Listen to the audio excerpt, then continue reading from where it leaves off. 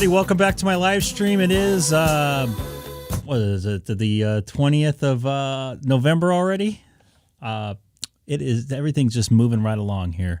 I'm looking forward to Thanksgiving week next week and hanging out with some family and all kinds of other stuff. Not a big fan of Thanksgiving food, though. I know it might be not getting a lot of, I might be getting some slack for that, but I'm a big barbecue guy, so there's not too much barbecue. I've tried smoking turkey, and it didn't work out so well. So anyways, I am on Reflector 30 Charlie right now.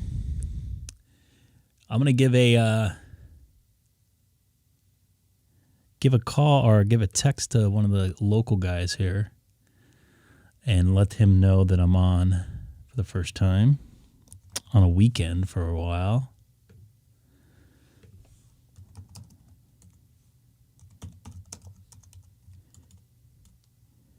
Anyways, I don't think anybody's watching yet. Oh, we got a couple. We got one person watching right now. I'm going to get this stuff set up here to get the chat in here. Make sure we're getting all kinds of good stuff going on here. This I have to do when we're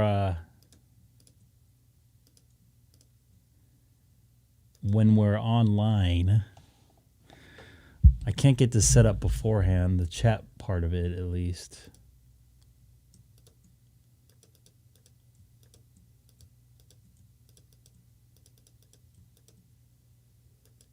I gotta get used to this new keyboard.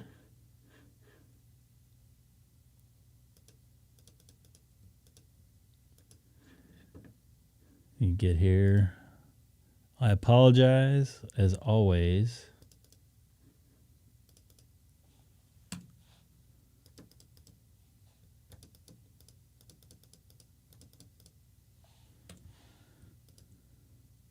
See if I can get this chat working.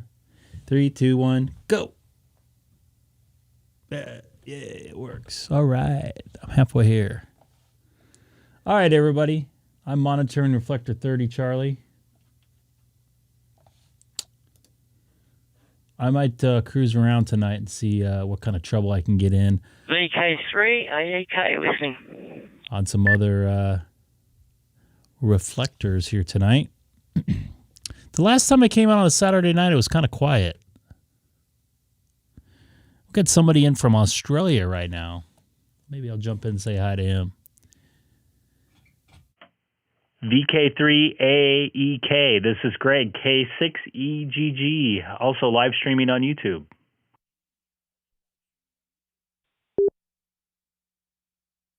There you go there. How you call it? Greg, how you going there? Speaking to you a while ago there. I was on the back of Seymour. Good to speak to you again. Oh, yes, I do remember. I'm looking you up on QRZ. How you doing today? This afternoon, actually, where you're at. Yeah, I'm doing pretty good, actually. I'm at actually a place called Bundoora Park in Bundoora down here in Victoria, Melbourne here. It's about 137 metres above sea level.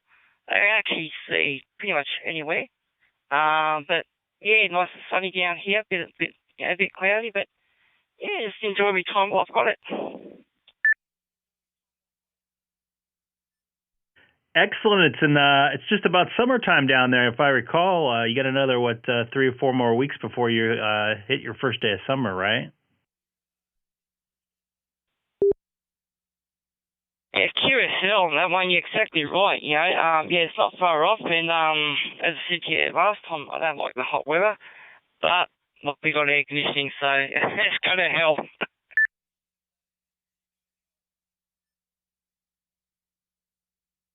And do you notice a lot more people are on ham radio in the summertime or in the wintertime, or is it about the same down there?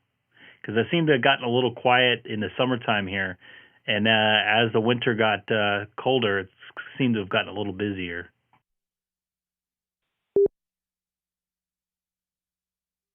Yeah, I'm not quite sure, because I've only had my radio here for about 4 months, I have. I've only had my license about the same time, so, yeah, hard to say, but look, from what I hear, there actually is quite a few people on the radio, which I didn't think there'd be many people. But no, you do get quite a lot of people on the radio. Cool deal. And I forget, are you into a hotspot or directly into a reflector that's hooked into a gateway there?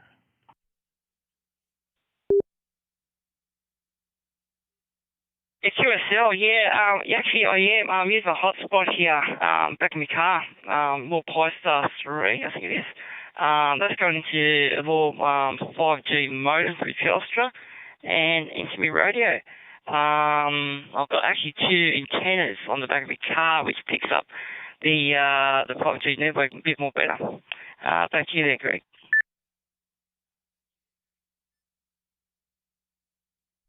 Cool deal. Yeah, I'm just into a hotspot myself, although I have a couple different repeaters in my local area that I can hook to and move around reflectors, but they prefer us not to do that. So I kind of just stuck with my little cheap hotspot I bought from Amazon. It seems to be working pretty well. I also have one for the mobile that I just finished updating this morning, although I had some problems driving home from my work QTH this afternoon. Or this tonight, sorry. It was drove 35 miles. It took me 2.5 hours. So back to you. This is great. K6EGG. Also live streaming on YouTube. If you type my callers into the search engine of YouTube. Back to you, VK3AEK down there in Australia.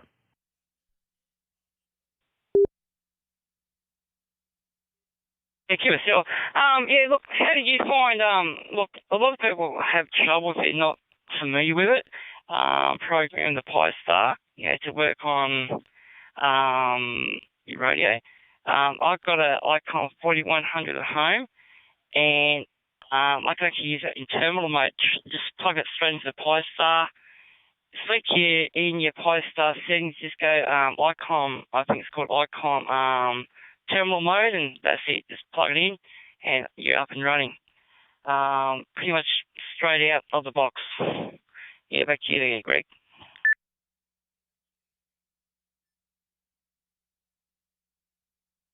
I'll have to look that up there because I just ran into some trouble with my frequency I was using for my hotspot was assigned to a DMR repeater here locally in California. So it'd be nice just to talk directly into the radio. So anyways, I'll take a little standby here.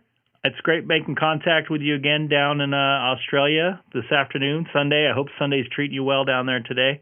And see if you can make a couple other contacts up here in the United States. This is Greg, K6EGG for VK3AEK.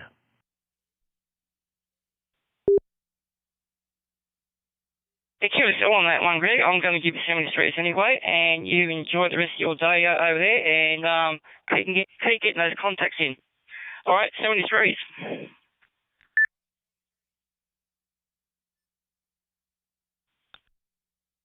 K6NJP.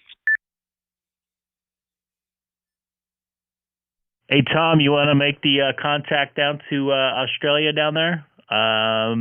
His call is VK3AEK.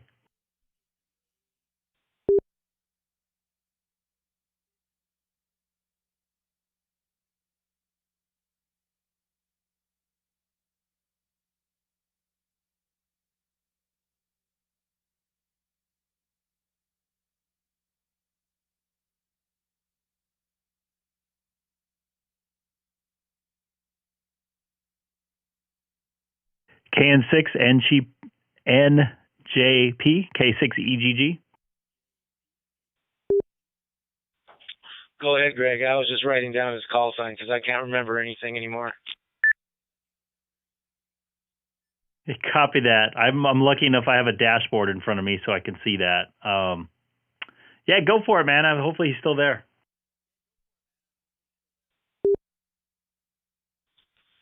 VK3AEK, KN6NJP in beautiful downtown Southern California. KN6NJP, this is VK3AEK. How you going there? Good. It's been a while since I've talked to anybody from Australia. What is it? Early morning hours your time? It is about 1:40 p.m. in the afternoon on Sunday afternoon there. Well, it's just in time for a cold beer. Yeah, QSL on that one. Can I get your name? I missed your name there, thanks. Tom, Tom, and the call is KN6NJP. Okay, KN6NJP, Tom, it's K3EGG, Terry. Yeah, got that. Yeah, nice sunny day down here. Love the weather. Sitting up on top of a mountain called Mount Cooper down here in Victoria. It's about 137 metres above sea level. And just trying to get some QSOs out there. Back to you there, Tom. Well, you're making the trip here good to the States. Have any plans for the rest of your Sunday afternoon, or are you going to stay in and visit with Greg and I for a while? Yeah, I might just stay up here on the side here and listen in for what goes on, which is pretty interesting for what I hear sometimes. But yeah, that's what I'll be doing here. I'll mostly be here for about another half an hour yet. Back to you there, Tom.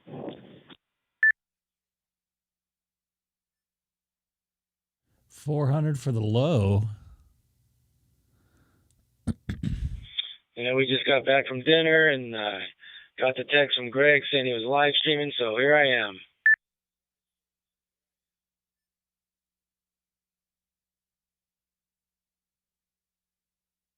Yeah, curious on that one.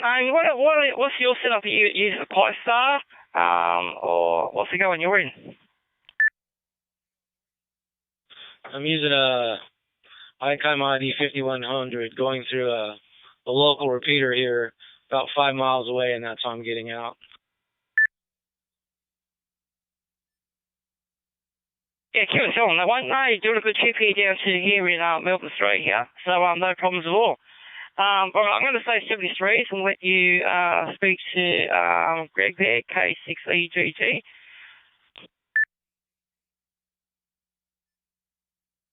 Well, you have a wonderful rest of your afternoon, Terry, and 7-3, and you take care and be safe down there. Sure, Phil, and thank you very much for that. And yeah, I will take it safe. All right, I'm on site listening.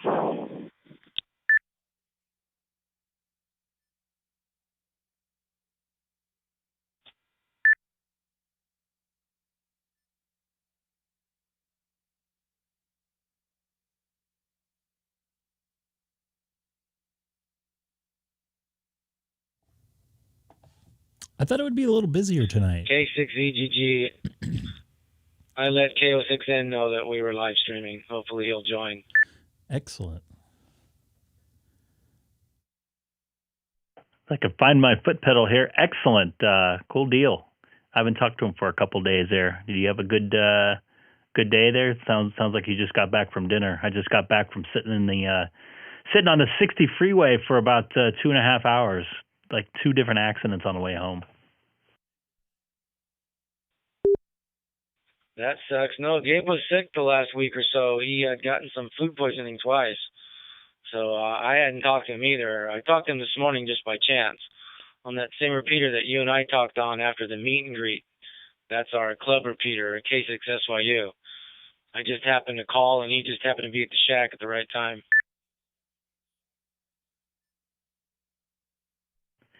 Does he know where you got the food poisoning from? Yeah, his wife's soup. She made some mushroom soup that I guess was bad, or the mushrooms are bad. Something was wrong.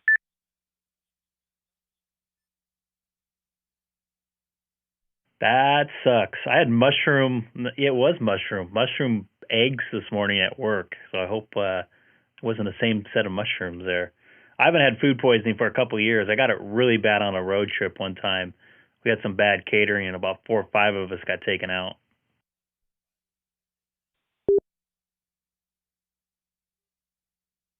The last time I had food poisoning, I had some shrimp that I gotten at the Olive Garden that got hot, and boy, was I sick as a dog. This is K6EGG calling for a signal check.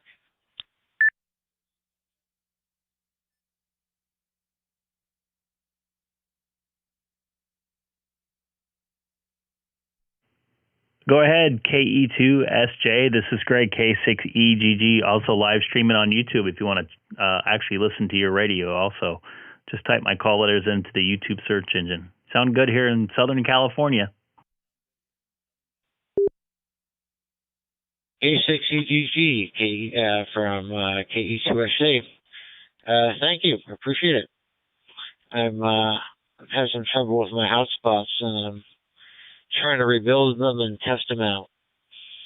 I appreciate the signal report, and likewise, you're sounding great here in Rockville, Maryland.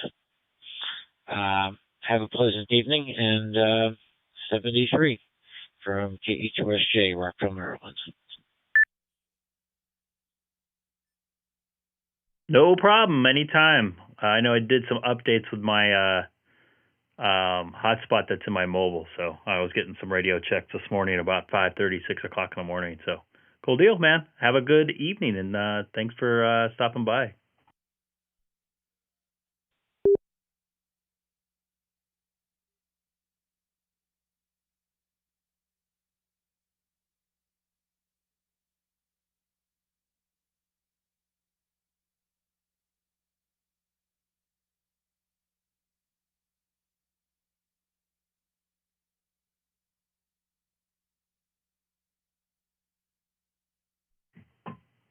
Tom, real quick, do you work Monday through Friday at night? Monday through Thursday, I work 3:30 to midnight, and then on Fridays, I work 2 to 10:30. So, yeah, it's evenings all the time. Do you like that schedule? I almost work that same schedule. I work from like 1 to like 11. Yeah, it works out good for me. Like Friday, we went to the bank, the grocery store, ran all of our errands, so we didn't have to do any of that today. And then we go walking Monday, Tuesday, Wednesday in the morning before I go to work. So, yeah, I can go to the doctors, the dentist, whatever I need to do. The guys that work normal people hours, they have to change their schedule or take a day off or whatever. No, I'm fine with my schedule. I'm home asleep by about 1 in the morning, and I almost live like a normal person. That's kind of the way I feel about it. You know, if I work 9 to 5, I'd be eating 2 more hours of my day in traffic. So this way I can leave my house around noon and get home around midnight or a little bit earlier, depending on, you know, if I get off a little bit earlier, I have to be there a little bit later. And I can take care of a few things. I used to be able to go to the gym for an hour or so in the morning, and then usually on the way back, you know, run to the grocery store or something like that, or get my car washed. But yeah, I like it. Yeah, we're going to have to talk about more of what you do next time we're all together. Yeah, it's been quite challenging the last couple of weeks. I actually have had to do a lot of RF, so my hobby and my career have met in one.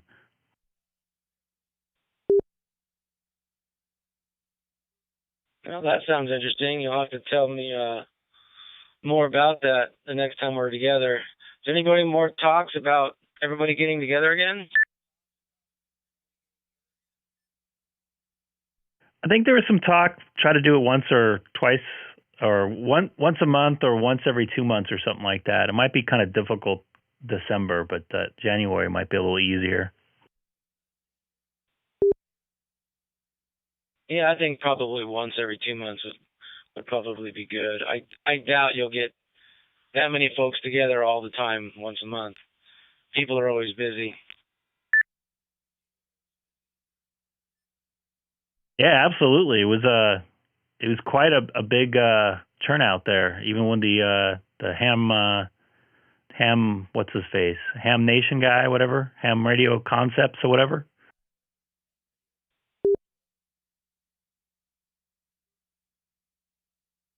I don't remember that guy.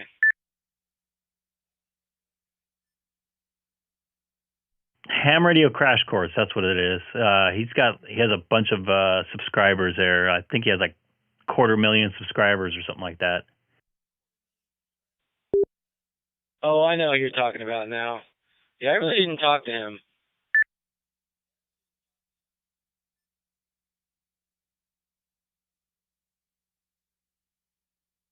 I picked his brain on how to get more subscribers and just to connect with people a little more. So far, it seemed to be working.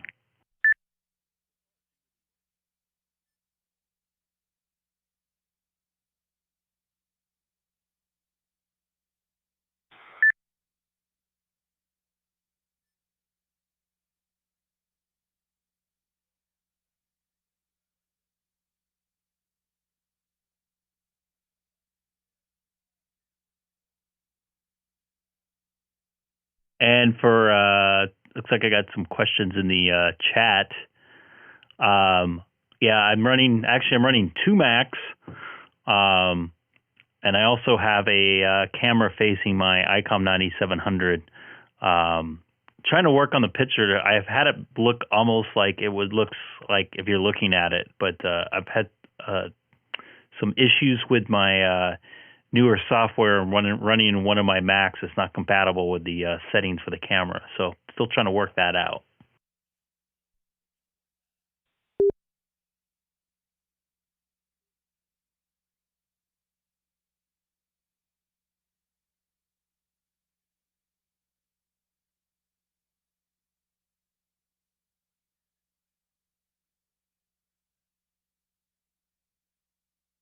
And was there another station in there? I just saw somebody in the dashboard there, K6EGG.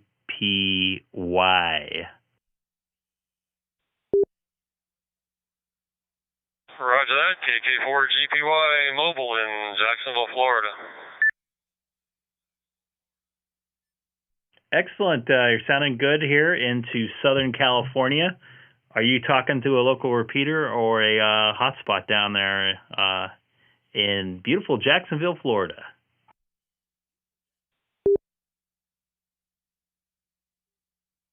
It's a little drizzly right now, but we're hoping for finer weather for Thanksgiving, and I am talking on my club's local repeater, the W4RNG Whiskey 4 Radio November Golf repeater in Jacksonville.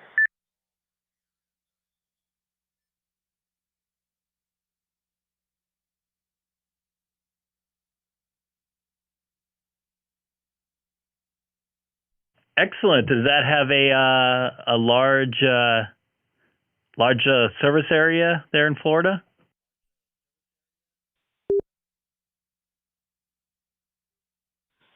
Yeah, well,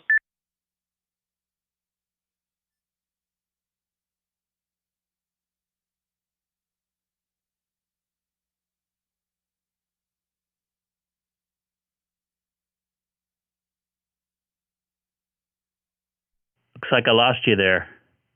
In Jacksonville, Florida. In our group, we have two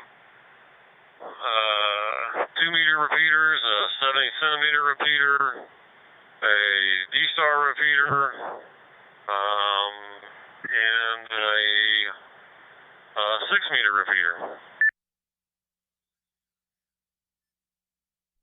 Excellent. I'm actually looking that up on your, it looks like they have a club website. I'm also streaming live on YouTube, and I have it up on my YouTube page as well. Looks like some pretty cool stuff here.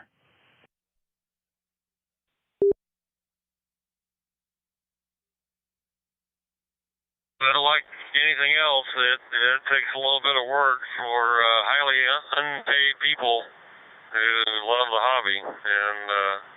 And for some strange reason, they reelected me president. So, but I can't claim any of the credit.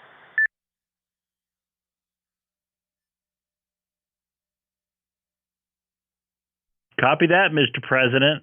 Looked like we had another station jump through there. A South Korean station, I believe. This looks familiar. HL5BBD.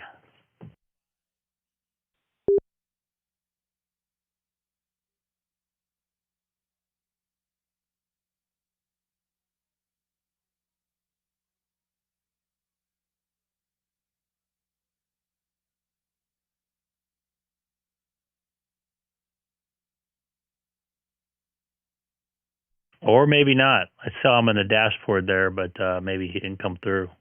Plus, somebody was saying on the chat here on YouTube, they mentioned it.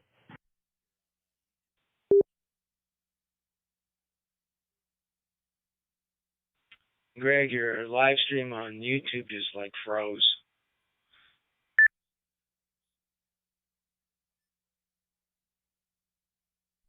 Interesting. I don't see it frozen on my end. I'm watching a confidence monitor. It's still going. May want to refresh. Yeah, there was a little... Yeah, it's fine. Never mind.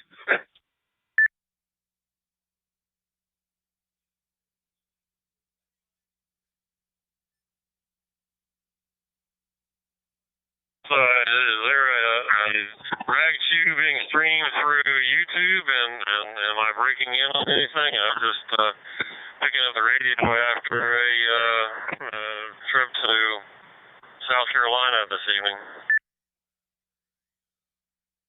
Not at all. We're just talking, making contacts. We had somebody in from Australia a few minutes ago, and I was just talking to my buddy Tom.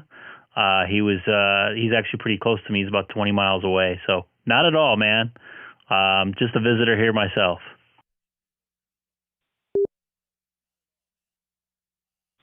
KS4K.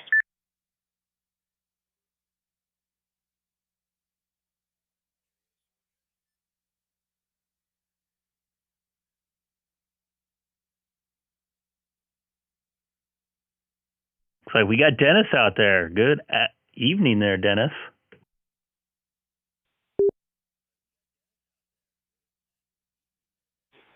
Hey, good evening, Greg, and the group, KS4K here, Southeast Georgia.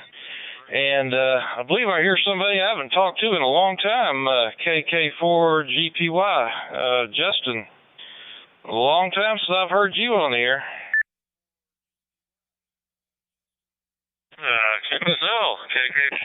KK4GPY, and I recognize that KS4K call. Here's it has been late.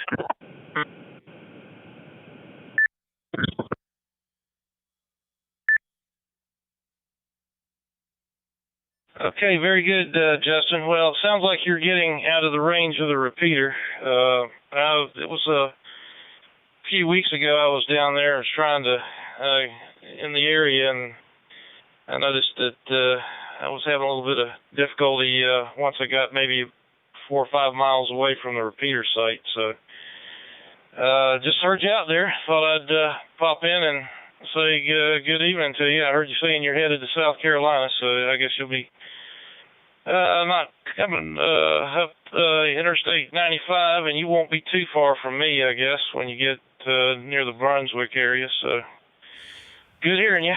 I'll go Kirk, nice looking and let you Mustang there, man. I had a 99 back in the day, 35th anniversary, I believe it was.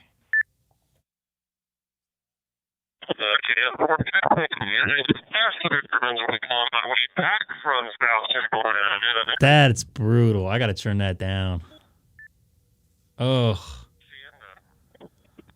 that feels like someone's spiking my ears with. Oh, sorry guys, I had to bring that down. Wearing headphones and listening to that is not a good thing. Okay, well, it's you're getting into the R2D2 land there, Justin. But I don't know if you got it on high power or if you can increase it there. But anyway, either way, you're getting a little bit unreadable. So we'll say 7-3 for now. All right, I understand you were coming back from South Carolina, so I did get that. You take care. Good hearing you out there this evening. And anybody new to the channel, please don't forget to hit that subscribe button down below. From KS4K.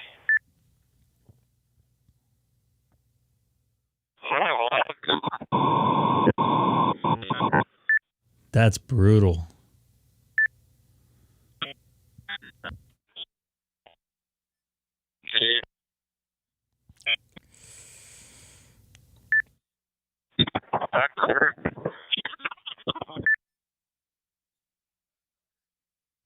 That's brutal.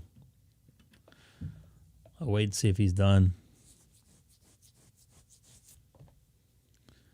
My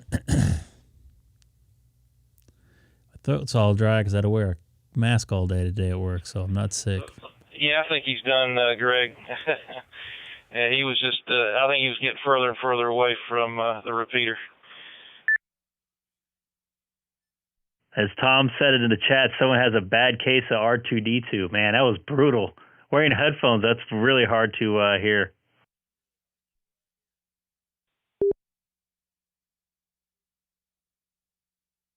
Well, I'm glad I got him while he was in range there, so that was, yeah, that repeater doesn't have the greatest coverage like it used to. They had relocated it. It used to be at downtown Jacksonville, and they got kicked off the tower there at the local TV station, and they had to relocate to I believe it's on the roof of a hospital down on the southern end of town, and so it doesn't have the central coverage that it used to have around the city there.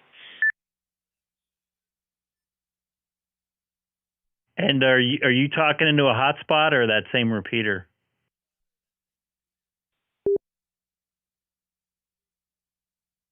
No, I'm about 100 miles away from Jacksonville now.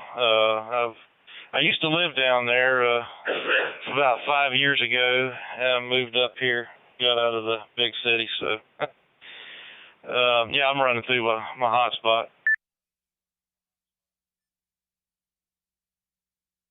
Question for you: if someone from California moves to Florida, what city would you suggest?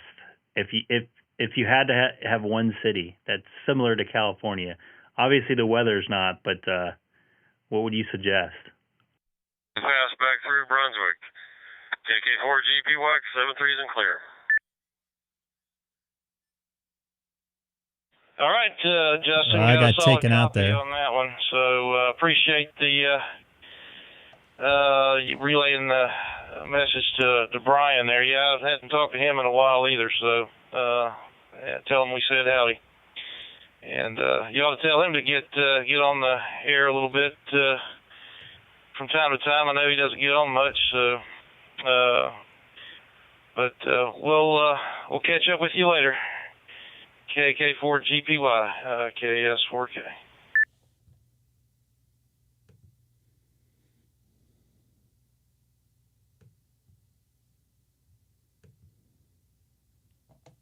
Yeah, well, Greg, Dennis, Tom, all and everyone else that was in the group, 7-3, KK4GPY clear. K7EGG.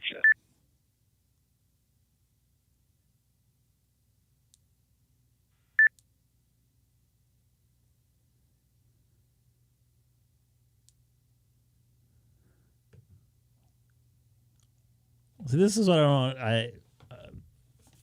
this is what I'm not used to talking about. All right, I believe there was another station, AE7HF. Go ahead, sir. I don't know who's in charge of like talking when someone breaks in like that. You know what I mean? I'm just checking in here in a semi truck. It's supposed to be on a hot load, but I'm stuck in the Home Depot parking lot. Had to go in and buy some glow rods and fish tape and some stuff. I'm running cable, running pull string in the back of the sleeper here for a HF antenna. Just got the wire poked through where it needs to go, so a sense of accomplishment.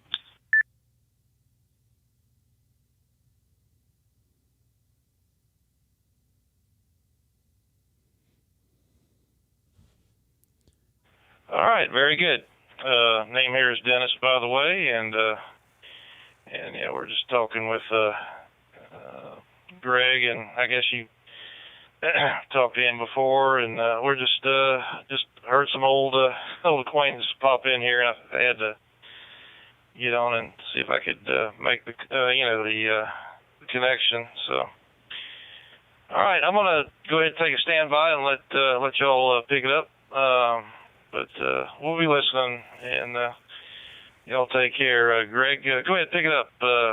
K6EGG and the group KS4K.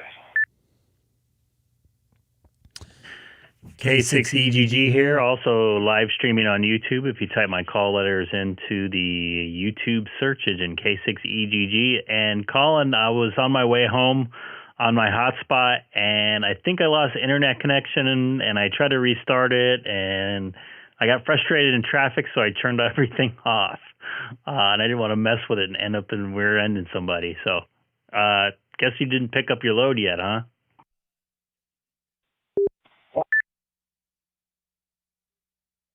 No, I got it.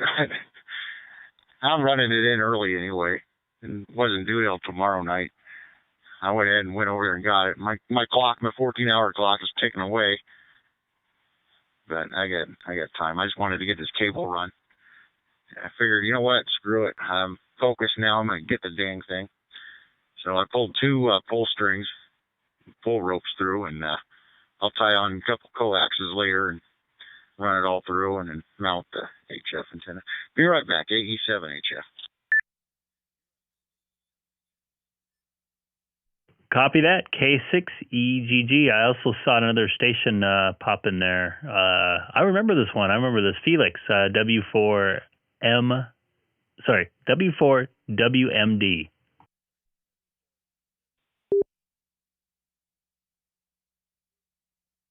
Yes, sir. Thank you so much. This is W4WMD Felix in Virginia. How do you copy me? Over. Felix, I copy you loud and clear. I remember last time I talked to you, you were having trouble getting changing reflectors on a repeater you're on. Did you get that figured out? Oh, yeah. That was the 9700. You know, I have both radios here. I was able to set it up on my screen, but I'm not sure if I'm able to talk out on it, the 9700. Right now, I'm using the 5100. Back to you.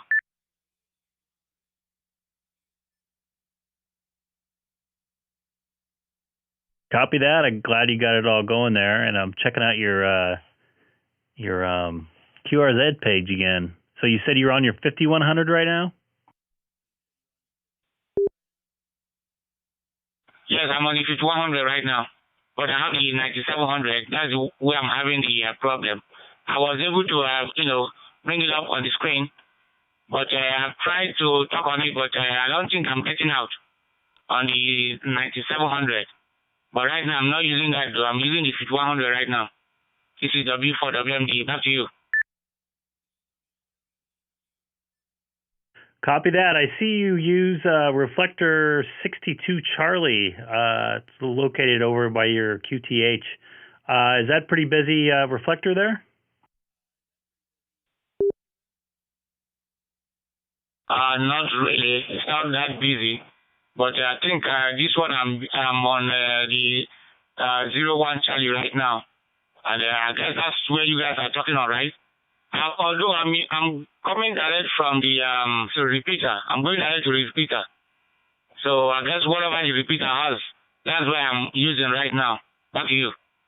I believe this repeater in Alexandria here have it's set to I believe 32 Charlie or so. I'm not really sure. Or 01 Charlie. Sometimes it goes to 01 Charlie. Sometimes it goes to 30, 32, or 62 Charlie. I'm not really sure which one it is right now. But I'm going ahead to a repeater. Back to you. Felix there, W4WMD. We are on 30 Charlie, 030 Charlie right now. So someone might have changed it. So we're not on reflector 1 right now, and it's nice and busy here tonight.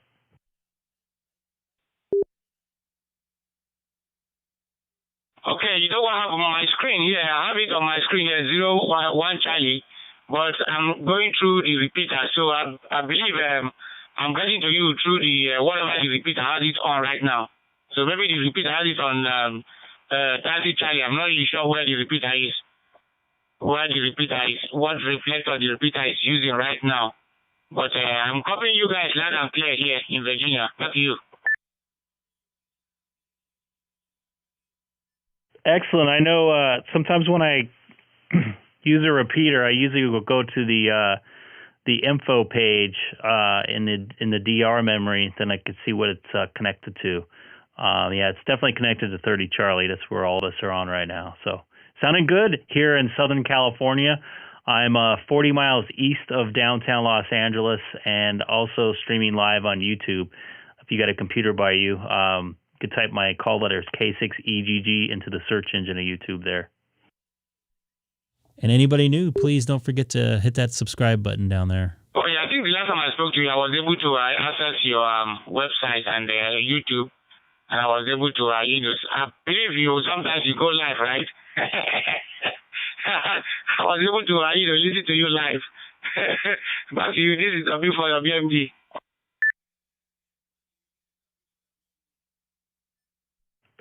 Yeah, Felix, we're live right now. You got about, I don't know, let me see here, 12 people listening on top of whoever's on the reflector right now. So we got a nice large audience. Looks like we got maybe is a N5QLC also in the chat as well.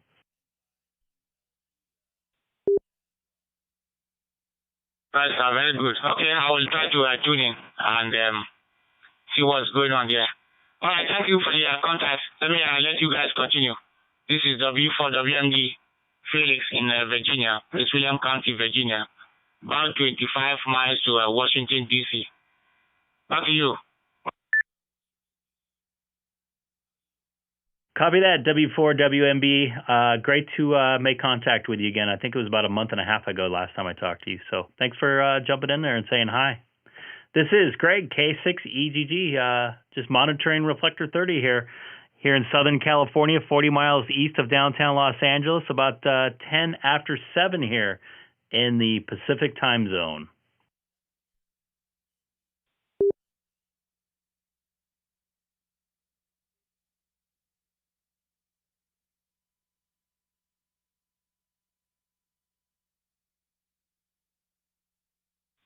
K6EGG, I never heard back from KL6M, by the way.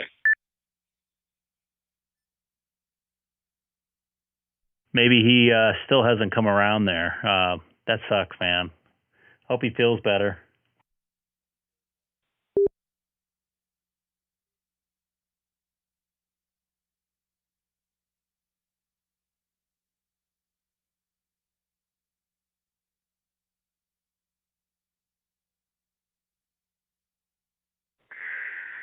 Well, good evening, Greg.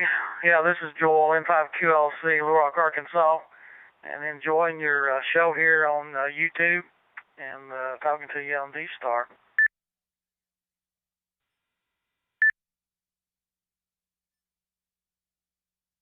Appreciate it there, Joel. N5QLC, man. Yeah, just trying to have a little fun and another way to make some contacts, and it's great to see the people interact in the chat as well. I see little conversations going on between each other in there, and that's another cool thing about having this going, so we can have multiple conversations going on. How's it going in Little Rock, Arkansas there this evening? And you were on a hotspot there or a local repeater?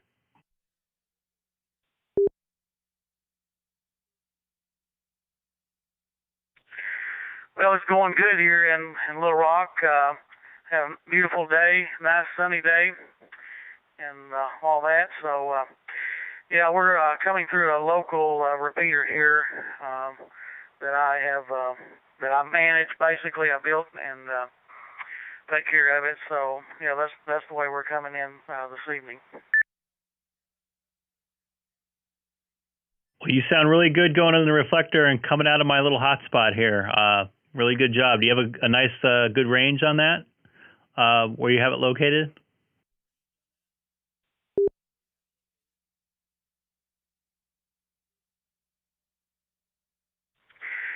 Yeah, Greg, we're on one of the highest spots around town here. We call it Chenal Mountain, but it's really not a very tall mountain compared to some out in California and all that. But the area is fairly flat, so we get really good range around the Little Rock Metro here.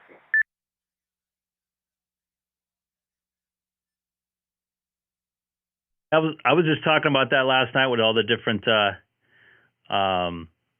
hilltops here in Southern California. I had my hotspot frequency on a local repeater input for a test pair. So it's very hard to find available frequencies because I can hit probably 10 or so different hilltops with less than a watt. So very interesting dynamics here in California compared to somewhere where you're at.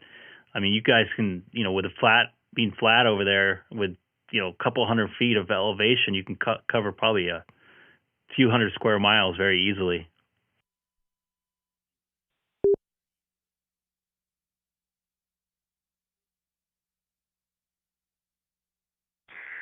Well, we're not exactly flat. We do have some ridges around and all, some small hills and this and that around the Little Rock area here that does cause a little bit of problem, but generally speaking, we have good range on our repeaters here in this. I don't know, probably 50, 60 miles maybe radius around the Little Rock area here.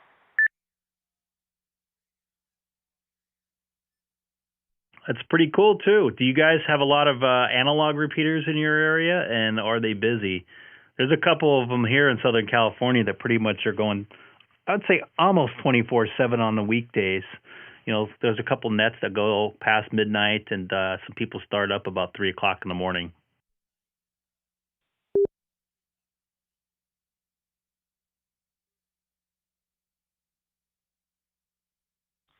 Well, yes, we do have a lot of analog repeaters around, and most of them are not very busy at all. I have quite a few repeaters myself. I do both analog and digital repeaters. I've got, of course, this DStar repeater I'm talking on, and got some DMR repeaters, a Yaesu Fusion machine, and those type of things. But anyway, yeah, it's fairly quiet on most of the repeaters now, and they're all week, and that will get people stirred up a little bit to talk. And sometimes we have people talking at night. I guess the insomnia and that when people can't sleep at night. But anyway, probably kind of the same way it is out in California. Y'all have a lot more hams out there, I'm sure. Yeah, it could definitely get busy. We have an insomnia net here. I don't know if it's actually the same one. I know they connect it through All-Star nodes. I hear some truckers checking in and stuff like that, so I don't know if maybe it's the same one. But cool deal, man. It's great. Thank you for watching the YouTube stream. I really appreciate it. And if you haven't, please subscribe.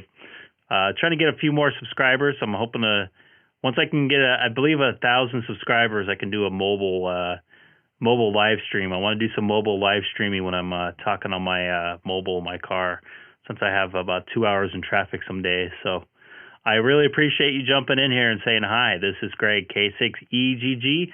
Also live streaming on YouTube. If you type my call letters into the YouTube search engine, K6EGG, I'll send it back over to you.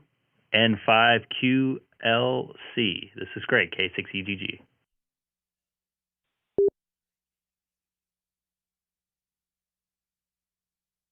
By the way. Okay, Greg. Yeah, good talking to you tonight. Yeah, I've enjoyed. Actually, I saw your live chat last night, and I was looking around tonight and saw you back on there on YouTube. So yeah, I'm watching you on YouTube also. Thanks for the comeback there. 73 N5QLC. No problem. Have a good one. This is Greg, K6EGG.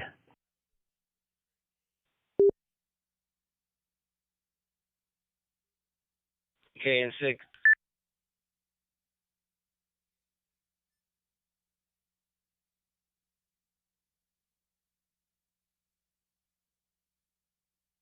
KN6 NGP. Tom, you dropped out there.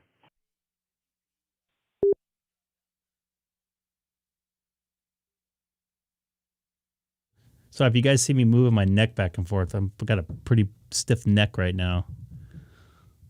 Still having some nerve problems from my surgery in last June. Hopefully get that fixed here in the next 2 weeks, hopefully. So anybody new to the channel, please don't forget to hit that subscribe button.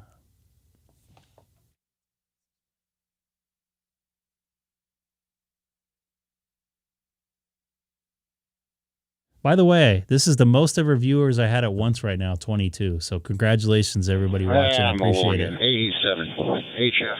Pretty cool stuff. I just lost one. Welcome back, Colin. AE7HF. This is Greg, K6EGG. I got to work on my mobile hotspot there. It kept dropping out when I was talking to you guys earlier, you and Tom there, when I was on the freeway.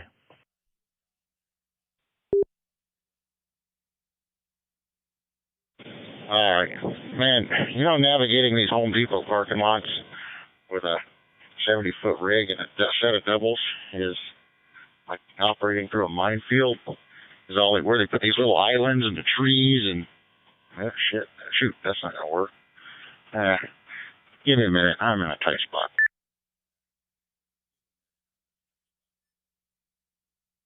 What do they say at the airlines? Aviate, navigate, then communicate?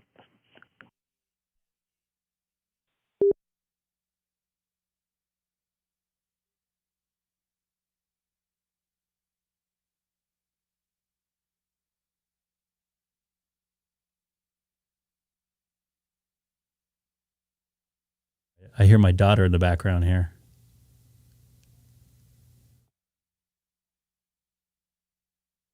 Damn, when you're good, you're good. I had to reposition and miss a tree by, I had to curve it just a little over those little curvy islands, but yeah, I missed a tree by a foot, so.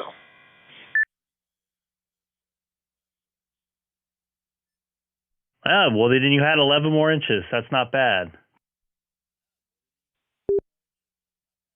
Hey, you could be amazed. You would be amazed what I can do with 2 inches. I didn't know you played the flute.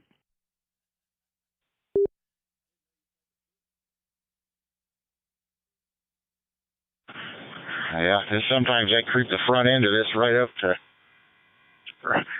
you think you take out the bumper or something, but, sometimes you got to use every inch. There we go. I'm in the clear. Off to Memphis now.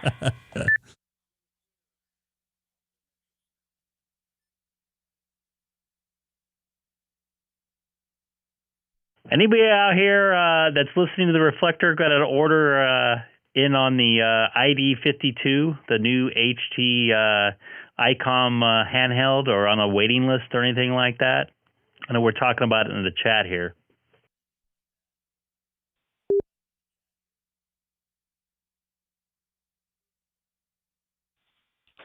K6EGG, I know Gabe's got one on order. He's hoping it comes via an airplane and not the boat.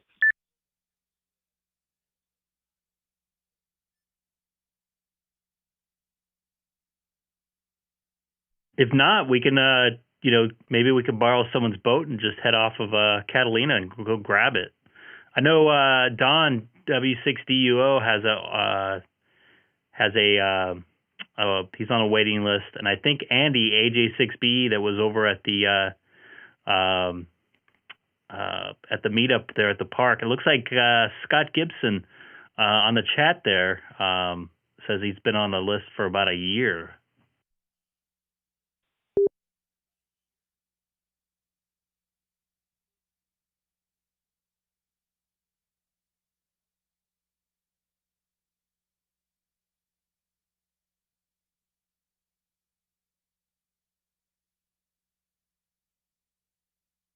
And did anybody see? I heard somebody's gonna get theirs shipped.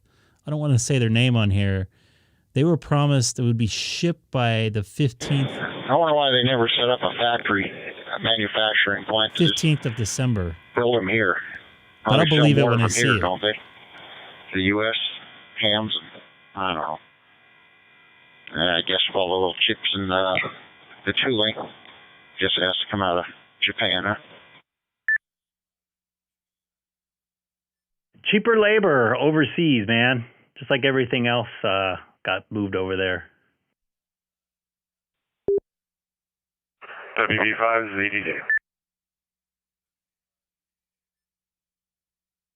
WB5ZDD. Go ahead. This is Greg, K6EGG.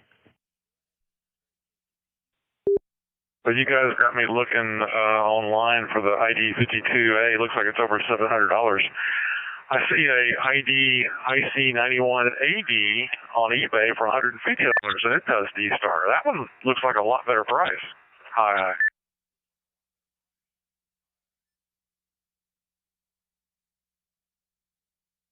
Does it do, I think this has got some new features in it, color and stuff like that, but don't quote me on it. But apparently the battery life is supposed to be better too.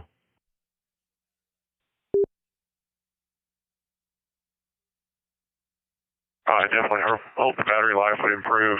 I think the 91A D has been out for a while, but so I'm only into DStar originally when I got this 9700 back in February. I know only Icom and I guess one Kenwood handheld does DStar, but I can't find any inexpensive handhelds. They all seem to be gone. In fact, there's only one DStar handheld available on eBay right now. Yeah, my buddy just picked up a ID51. I think it was like 2 weeks ago, and he absolutely loves it. And it was like the only one on there was a buy it now for a very cheap price, and I can't remember the price he said, but I'm like, what? That was really cheap.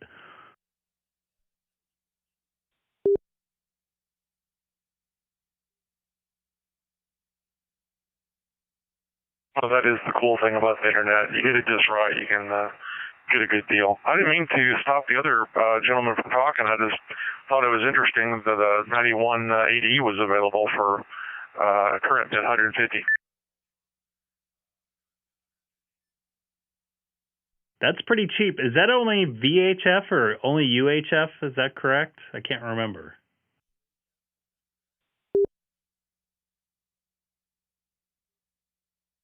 Well, according to the ad, it says UHF, VHF transceiver, UHF, VHF, DStar, ham radio walkie-talkies. I can't call them walkie-talkies. What's wrong with you? It's a handheld. Whenever someone says walkie-talkie, I think realistic, little cheap little plastic walkie-talkies, not HTs.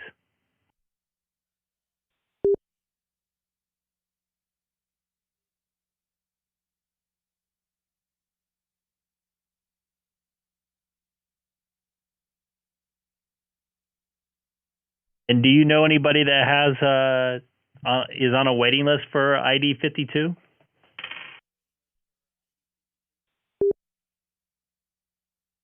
I do not, but most of the people I know are cheapers.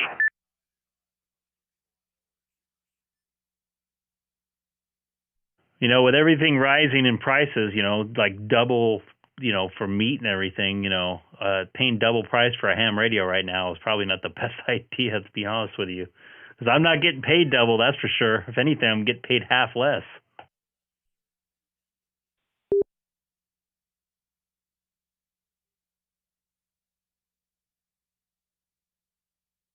Yep, I think it'll all balance out in a couple of years. We'll see what happens.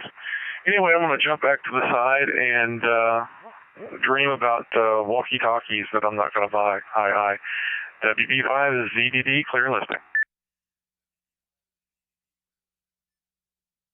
Cool. Thanks for stopping in, Tony. And you weren't interrupting, man. This is what it's all about. Everybody's kind of just sharing information and everything else. That's W5ZDD. You're out in Texas, right?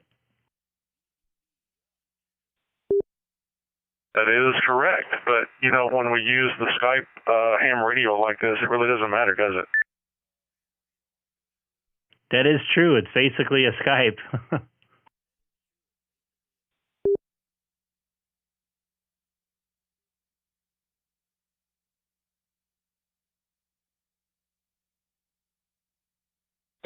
Well, that's why I'm getting my HF set up.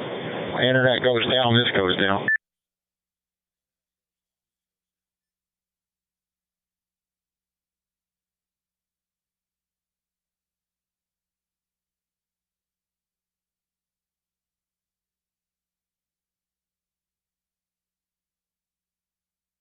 Looks like someone has an offer in the chat here on YouTube. I don't want to say over the air, but you could check out ad for radio. K6EGG on YouTube if you type my call letters in.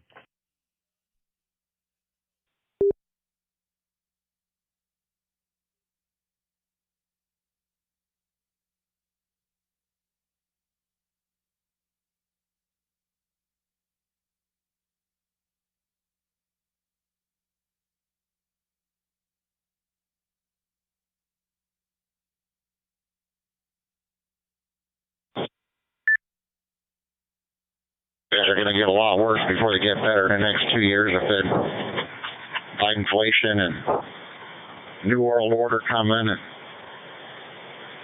everything else. I'm just stocking up. Stock and prep.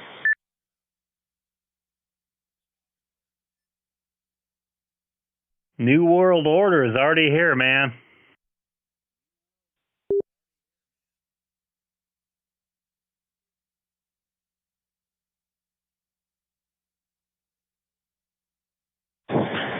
Yep, that's kind of why I niched out and took this job. I know I'm essential.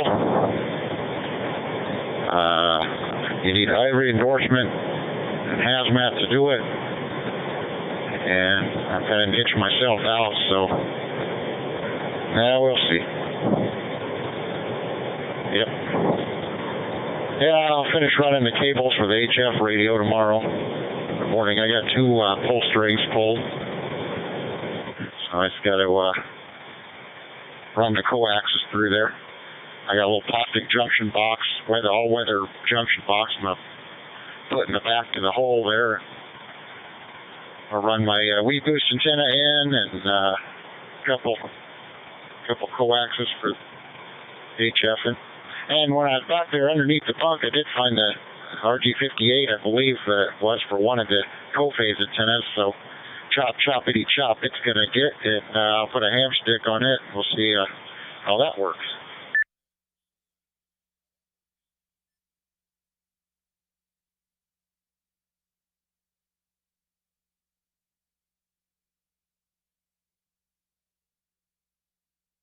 It sounds like you're moving right away there, too. I can hear all the background noise there in your truck.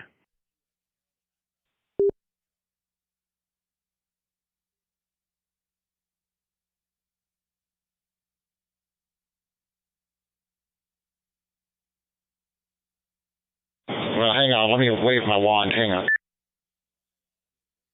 By the way, if you guys watch me yawn and move away here. Hey, Joe. I've been up since 4:30 my time, and I'm not a morning riser.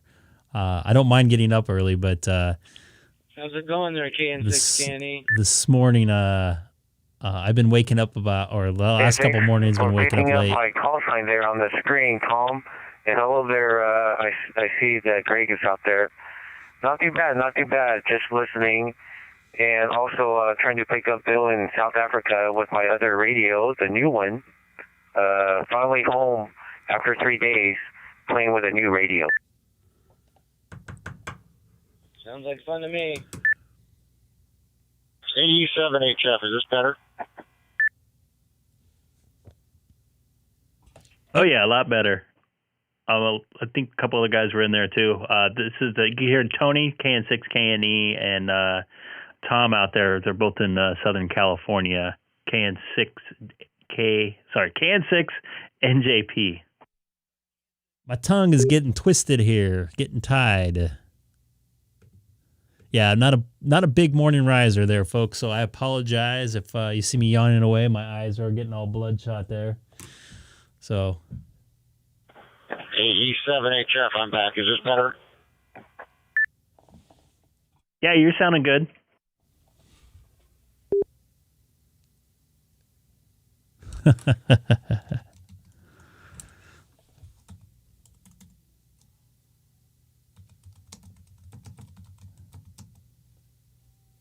Yeah. Blue pair headset, noise canceling. That Icom mic picks up everything.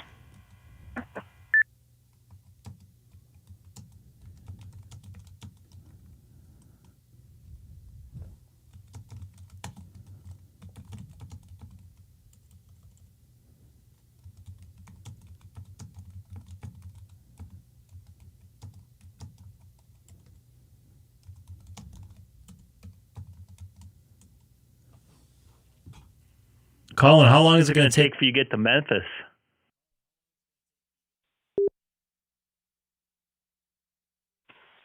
It's a 148-mile run from the yard, and I don't know, where am I at here? I haven't typed in Memphis in my GPS in such a long time because when you do it enough, it's like right next door. I believe I'm about 120 miles out. Yeah, it's 167.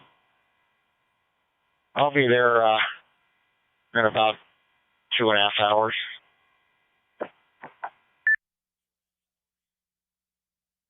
That's not too bad. You going right back home right after?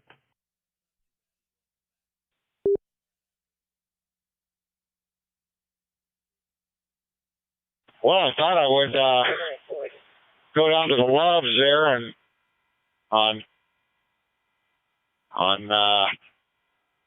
78 and the 40 there and get me some loving. You know, give me one of those pay by the hour. No, yeah, I don't know. I haven't. I'm joking, people. I don't know. I'm only coming back empty, so everything he gave me, I was supposed to do tomorrow night, just back and forth, and it would have been a 600-mile night. So I might split it up. I might just stay there, come back in the morning, or come back tomorrow with my empty. I'll let you know how I feel. I haven't decided.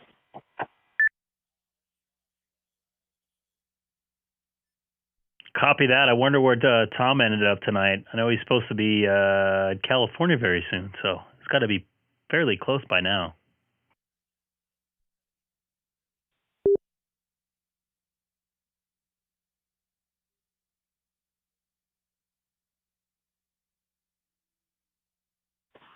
I wonder if he shows up on the APRS map. Said he came through Arkansas earlier. He's heading that way.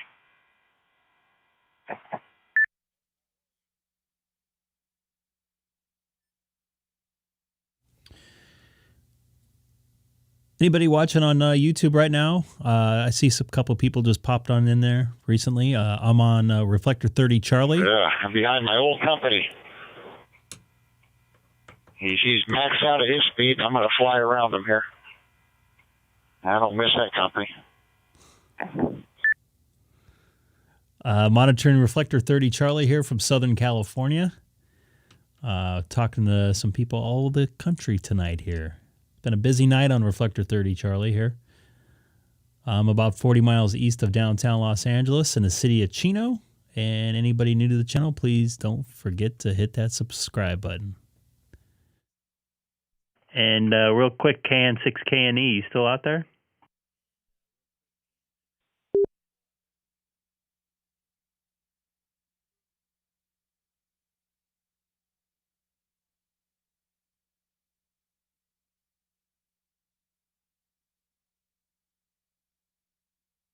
Guess he disappeared.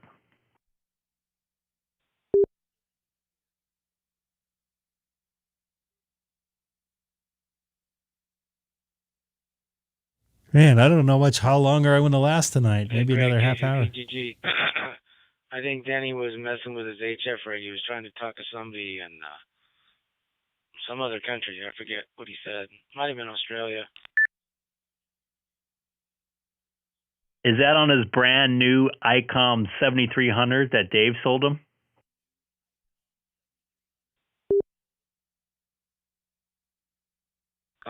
Probably, because he was just talking about a new radio he was playing with, so you're probably right.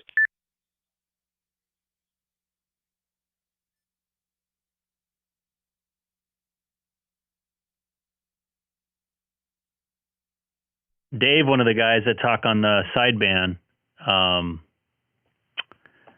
I'm spacing on his call letters right now, which I'm really bad about anyways, but he got a job over at Ham Radio Outlet, so I think he just accidentally ran into him.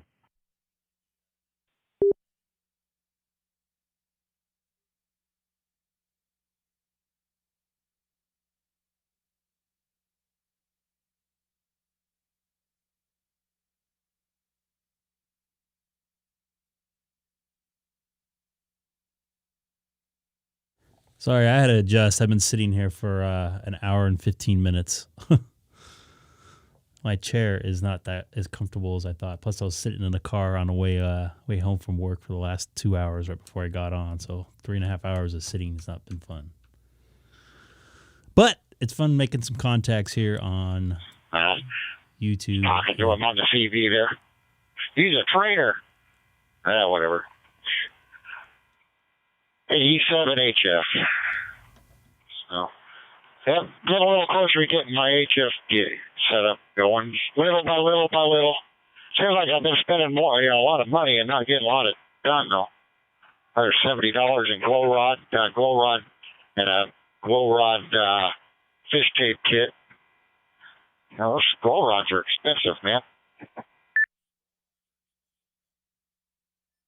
How much are they?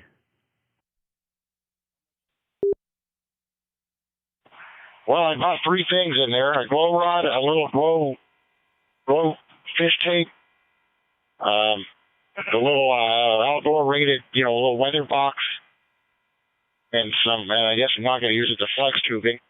I don't know that I can stick that in there the way I was going to. Might be a tough run running that down.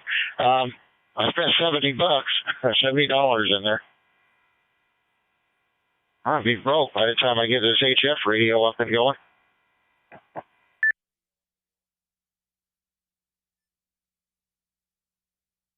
That's good like any other hobby. Make yourself broke. A ham radio can do that.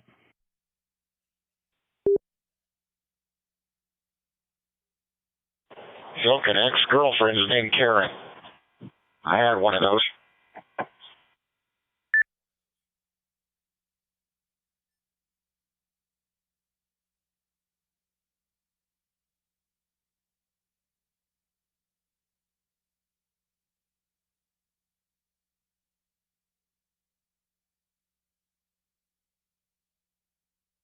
I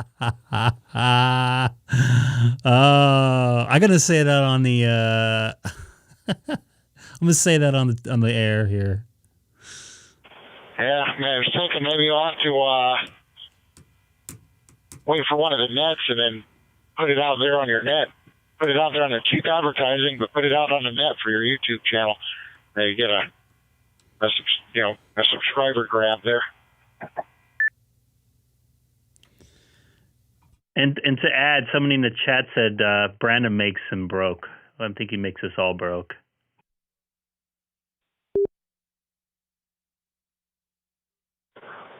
Yeah, Brandon did that, all right. I did that.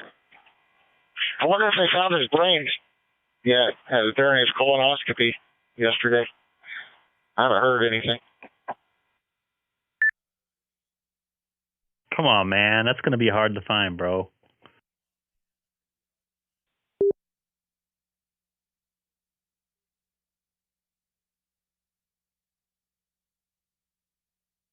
I never really talk politics on the radio, but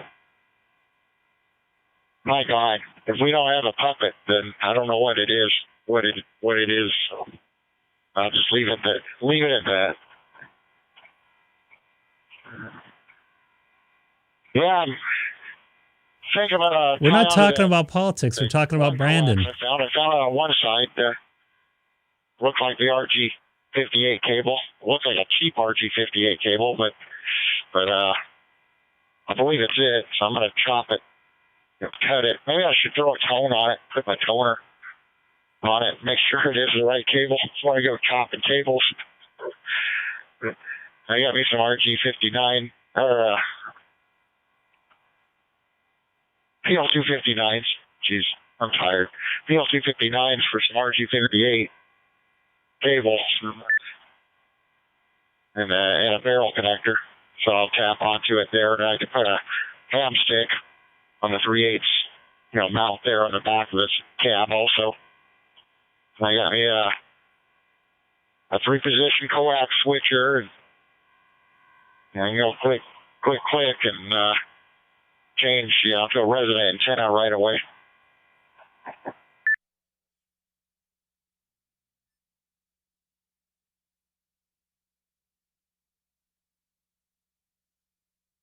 Sound like you're going to be all set.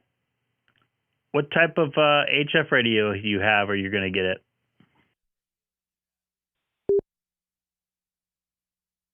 I have your little brother to your 9700. I got the 7300. Brand new in the box.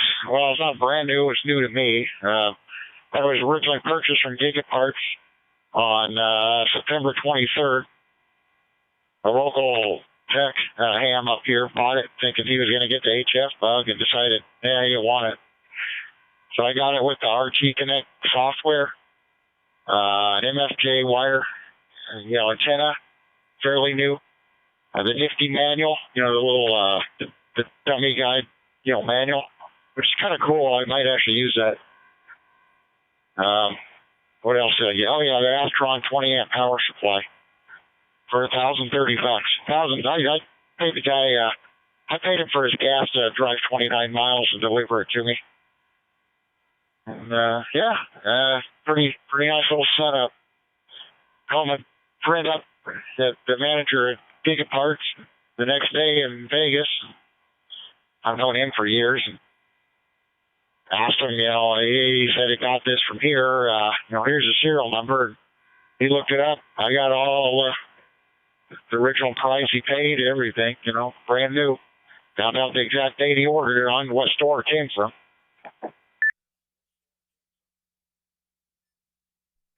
Sound like you got an excellent deal there. You should be proud of yourself. A lot of us don't get deals like that. I know I've gotten a couple little deals on some stuff, but that sounds like a really good deal. So I'm sure you're going to have some fun with that in your mobile there.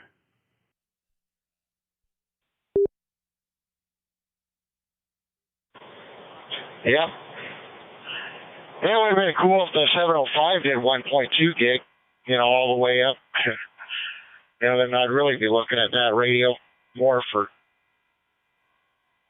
I wonder how on a single sideband, 2-meter, 440, driving. I wonder if I'd even use it. A lot of that's all horizontally polarized. And I don't do any space shuttle stuff. I just couldn't justify the cost of a 705, considering, because I had the 5100 already in here. There's a point of having redundancy, but then there's a point of stupidity, too. Of course, nobody said I was these days. 705 might be in the cards. A 9700 like you would be nice, but I'm limited on real, it's already big and, it's, the 7300 I have is already bigger than I care to have it, trying to find a home for it back in the back. I went in here to get a mobile mounting bracket. They didn't have it. Seems like everybody's out of stock on a stupid mobile mounting bracket. Come on, man. Everything's out of stock right now. Everything.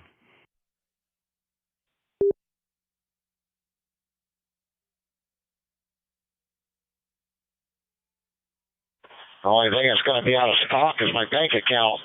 The way I'm spending money lately, I was doing really good, saving, and then I got the ham radio bug again. Need to Need to find an exterminator for that bug.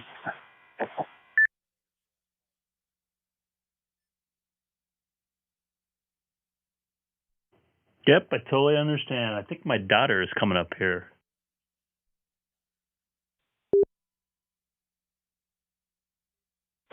How old is your daughter? I seen her on camera the other day. I got a 10-year-old, well, half Filipina, half Philippine daughter, and an 11-year-old boy. They're 11 months apart. My son wants to take his test. He said he would study. It'd be cool if I could give my daughter a reason to study. Their mom is an extra class. She's KF7KQT. If you want to look her up. KF7KQT. Kilo, Quebec, Tango. QRZ, her, but that's their mom. But my son wants to take his exam and yeah, maybe I get my daughter into it too.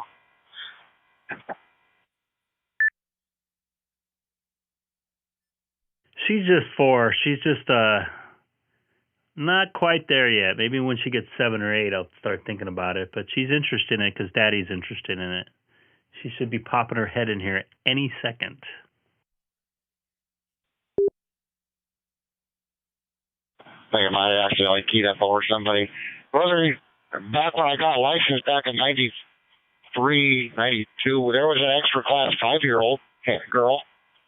And that's when you needed 20 word a minute and all the 5 exams and everything.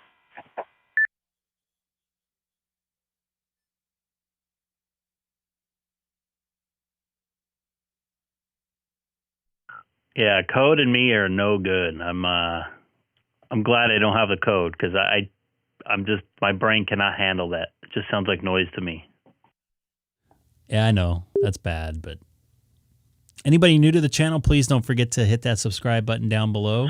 Yeah, one of these days, I hope I can I go on about 2 or 3 days a week. A book on R2D2 and learn how to speak R2D2 so I can decode some of this DStar stuff. Because there's sure a lot of it here. And I think there's another station I'm going to break for a sec. AE7HF.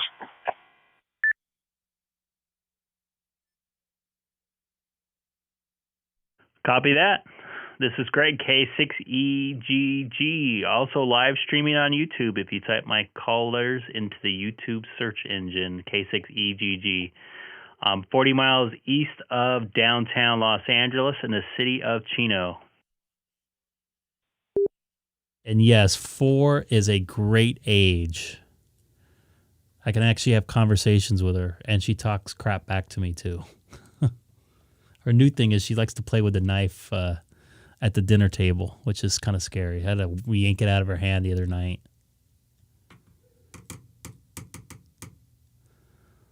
So anybody in the chat want to... Well, I didn't hear anybody key up, so nobody's chomping at the bit to be streamed on YouTube, I guess. So, anywho, man, my voice last day or so was gone. Too much talking. I think I've exercised my voice more than I have in 2 years getting back on the radio. You know, chitter chatter. Well, I'm thinking about setting up some, a camera and maybe do a little streaming. The thing is, I don't like to broadcast live going down the road just because of liability issues. You know, if something was to happen while I'm driving, there's proof. I don't want evidence, when it goes against me. Maybe I'll set up my GoPro. I have the Sony ZZ-1 I bought brand new when it came out. I was on the waiting list for that. I got Hero 7 Black. I have 3 different internet sources in here. But I could definitely stream and when I'm not driving. I just have a problem driving and streaming and talking. Yeah, it's just a recipe for disaster. I can't believe some of the truck driver channels actually do that crap either. Maybe offline, record some and have some time lapse and but try to live stream and drive. It's there's too much that could go wrong. Yeah, absolutely. I have my hands full between the chat, changing cameras, and having my 4-year-old daughter jump in here every couple minutes. Although she hasn't been in here tonight at all, which is surprising. Although she just got home from her friends, so that will be here shortly. So, yeah, I plan to do mine kind of automated if I do it. I'll have 2 cameras set up, one facing my radio, one facing me. Nothing facing anything on the road, just in case.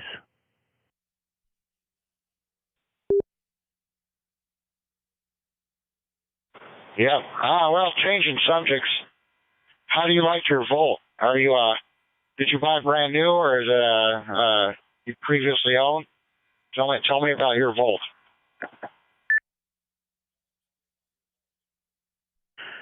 Well, I had a Prius plug-in. I really, really, really, really wanted a Model 3 in 2017, but it was like another year waiting for it. And my Prius had a ton of miles on it. I had bought it used. I had pretty close to 200,000 on it, and I didn't want to put any more money into it. I basically didn't put any money into it. So I found this exactly what I wanted, brand new Chevy Volt.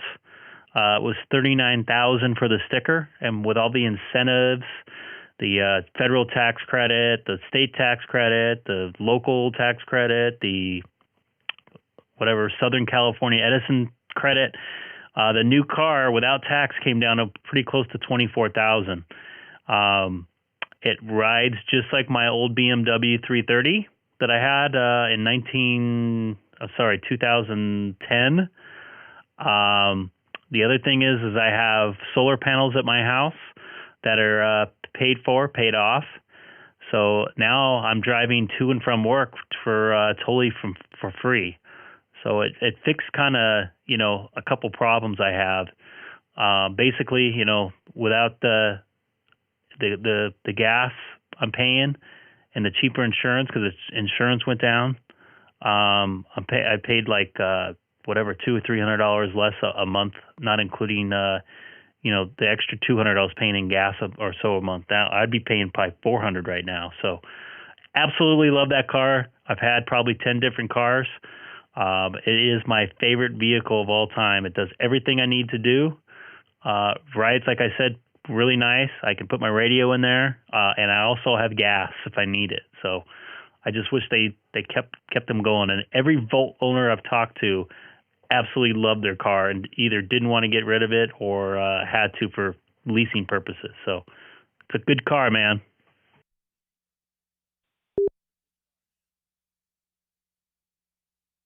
Yeah, I had a pearl white. I had to have it shipped in from Ontario, California, because nobody had one in the area. I wanted one with every option. So I had the 2017 pearl white with the skid plates and the door, the lid, had the light in the charge port, had the ACC, adaptive cruise control. It'd park itself. It had the auto parking thing. I liked that car. I really liked it. And the lease came up, and I paid down the residual. Even I could have bought it for $18,000, but I was already on the road with night. When I started driving at night, it sat there in the yard, and the 12-volt battery went dead, and I had to jump a couple times. I just turned it in when the lease was up. Said, "Oh well." I had a 2014 F-150 limited also. I kept the truck over the car, but I missed my Volt. I used to be on time of use rates when I had the house. I charge it there on 2 cents a kilowatt. I always charge for free at chargers and stuff. Had good acceleration, and I wish it was a little bigger. It was great for what it was, and I kind of wish I had it now. I really wish I had it now, because keep gassing it for forever. Finally, you had to run the engine to burn it some gas, so I'd go 6 months of not even using any fuel. Plus, if you had to use fuel, it's 44 miles a gallon. Back to you, K6EGG 87HS.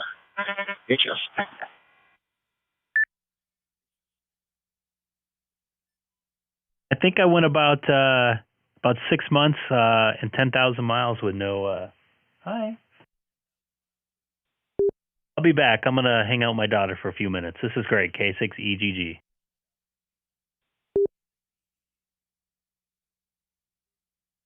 I think put her on third party.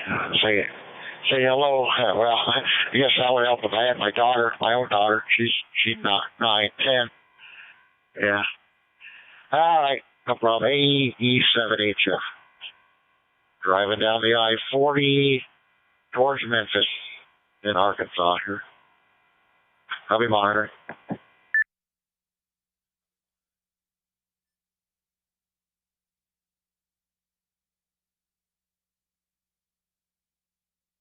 Hi, all. I'm going to hang out with my daughter for just a minute. The stream will continue going and monitoring Reflector 30. So stay tuned.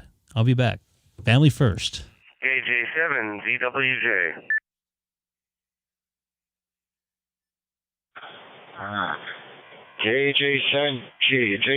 GWJ, I think it was on the, looks like a 9700. How are you this evening? Go ahead. Thanks, Colin. Yeah, my friend WA9RMK down there in Florida told me you guys are having kind of a little net going on, and I decided to come out to the shack and log on and say hello. I'm broadcasting from Eatonville, Washington, next to Mount Rainier in Washington State. You kind of dropped out. Shit. Shoot. You kind of had to reach up and grab the CB, and I just dropped the F-bomb.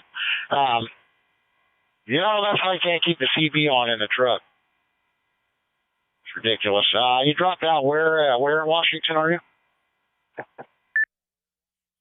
The QTH is Eatonville, Washington, about 10 miles from Mount Rainier.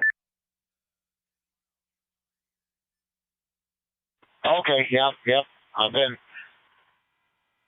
through there. Been all around My local repeater here from the reflector. I may have to step aside here. Drop off at Hermes.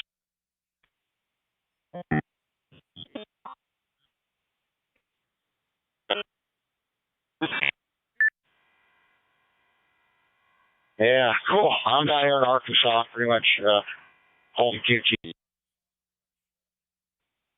guys still have a copy? I drive all the southeastern states. Oh, good deal. And, how do you like the 9700?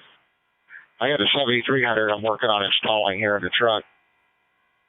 You know what I need is maybe get a mounting bracket to stack both the radios together and get a 9700 and 7300 in the same rack and mount it in the cabinet back there in the sleeper. Just open the door to the shack, you know.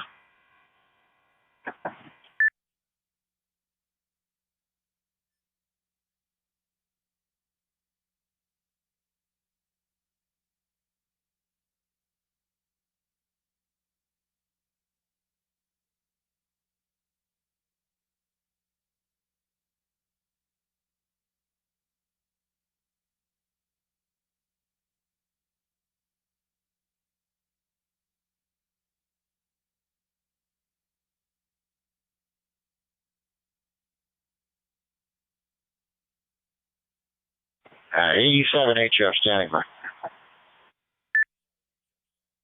This is WA9RMK in Florida. Am I coming into the repeater?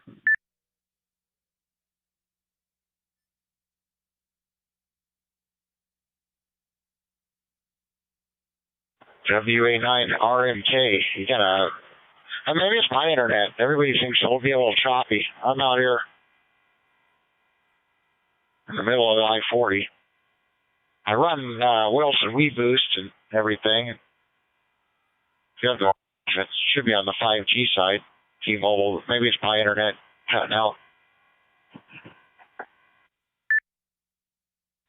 I think it has something to do with the link between the repeaters, because sometimes I can hear you guys better on this local repeater, and sometimes I can hear you on the live stream I'm listening to. Like my buddy Joe in Washington, we're buddies. We went to high school together. He's a truck driver too.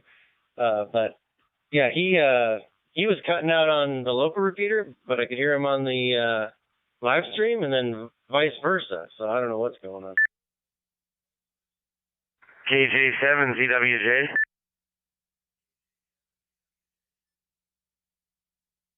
There you are. I can hear you now.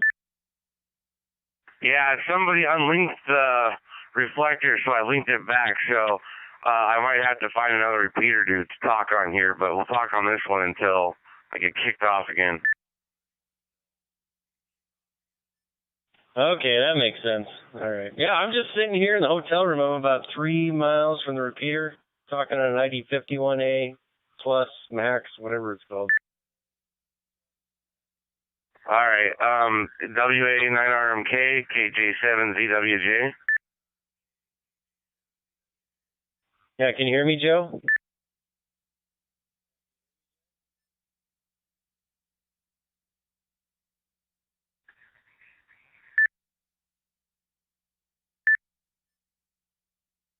Yeah, I hear you both really good now.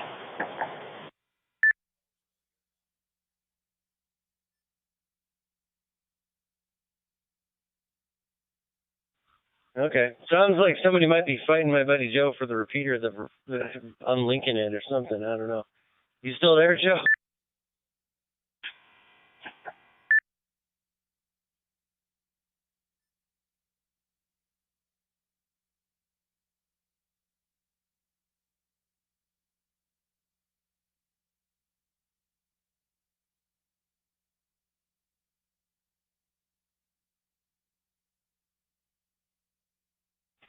Well, I know he's got another local repeater he can use to link up to the 030 Charlie reflector if he wants.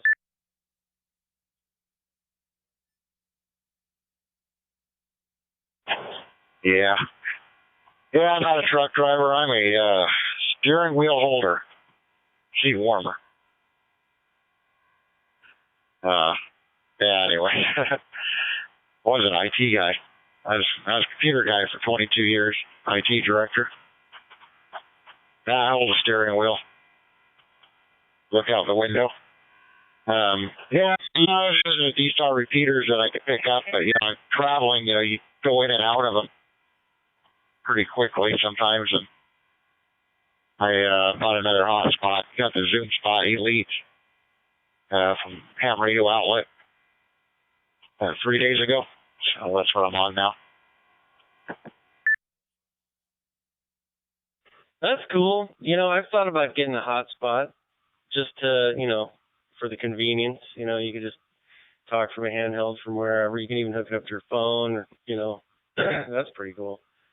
Yeah, that's cool. I used to work in the IT business too. I got out of it right around when Snowden got in trouble. I didn't want to be part of it after that. So I sell cars now. I'm way happier. Less BS to deal with.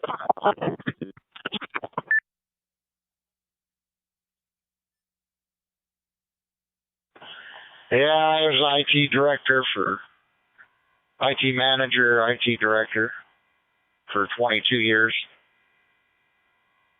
Did some other stuff in between, and I decided to get out of it 3 years ago. I was going to go sell logo jet, UV printers, and that didn't pan out the way I thought. I didn't like sales. I didn't like phone sales. I like going to work in the shows and the conventions, but I didn't like following up on leads and crap and working the phone, trying to convince people they needed to buy something and, to compete with something I was already doing myself, with printing. And then I got into installing internet out in North Dakota, or South Dakota and Nebraska for a WISP, for a wireless internet service provider. So I learned that game, and then I decided, I wanted to go drive, put my CDL to use, so I've been out here driving now. Gonna be good little gigs. Got lots of time. Just kind of getting back into the ham radio thing. Finally put the radios back in the truck after 4 months. And I got me an HF radio, so we'll try that. Try to do a little bit of that too. Back to you, AE7HF, semi-truck wheel wagon mobile. Hey, Roger, I feel you. Man, I just moved to Florida. I was living in Washington State. I got sick of everything up there. Sold my house, moved down here, and starting fresh. I start a new car dealership on Monday. But yeah.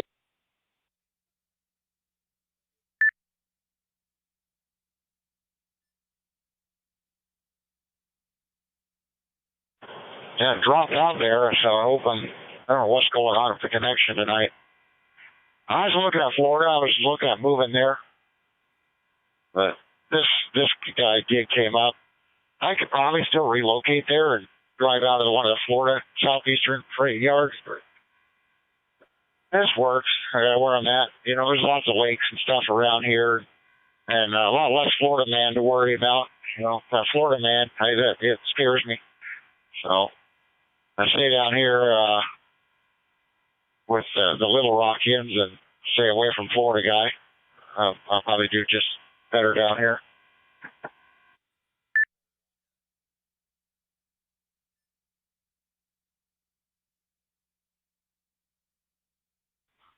Oh yeah, Roger. I think my repeater is not. Oh wait, there it is. You dropped out for a second, but I could hear you on the live stream. It was doing it again. Yeah, my friends are joking. I'm the Florida man. You know, they're all jealous because you know Washington's kind of not doing too good right now. But yeah, it's a lot of fun down here. The weather's really nice. That's the number one reason I came down.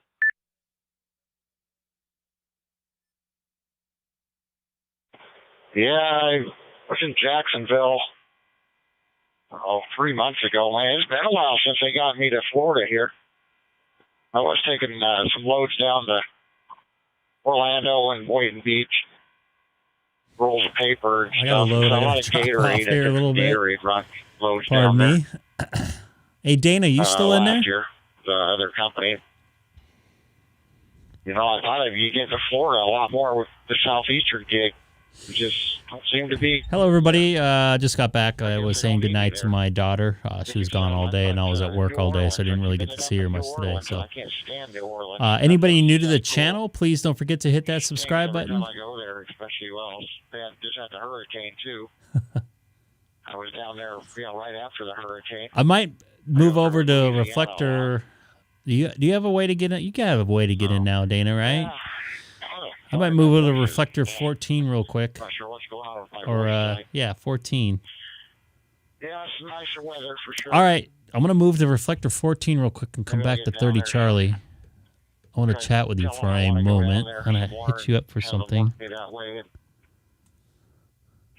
So anybody watching the stream, I'm going to continue streaming. Just move over to 14 Charlie. Yes, that's correct. Uh-oh. I just lost my... Roger that. Yeah. I just lost my Pi Star here. From Washington, and I made sure I drove Crap. straight through New Orleans. REF All my buddies told me 014.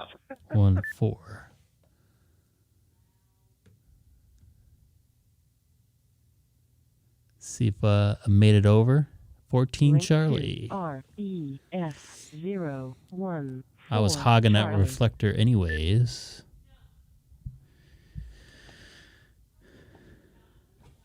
K6EGG monitoring reflector 14 Charlie from Southern California, 40 miles east of downtown Los Angeles, and also live streaming on YouTube if you type in my call letters to the YouTube search engine, K6EGG. N7 spaced out in your last, your suffix there.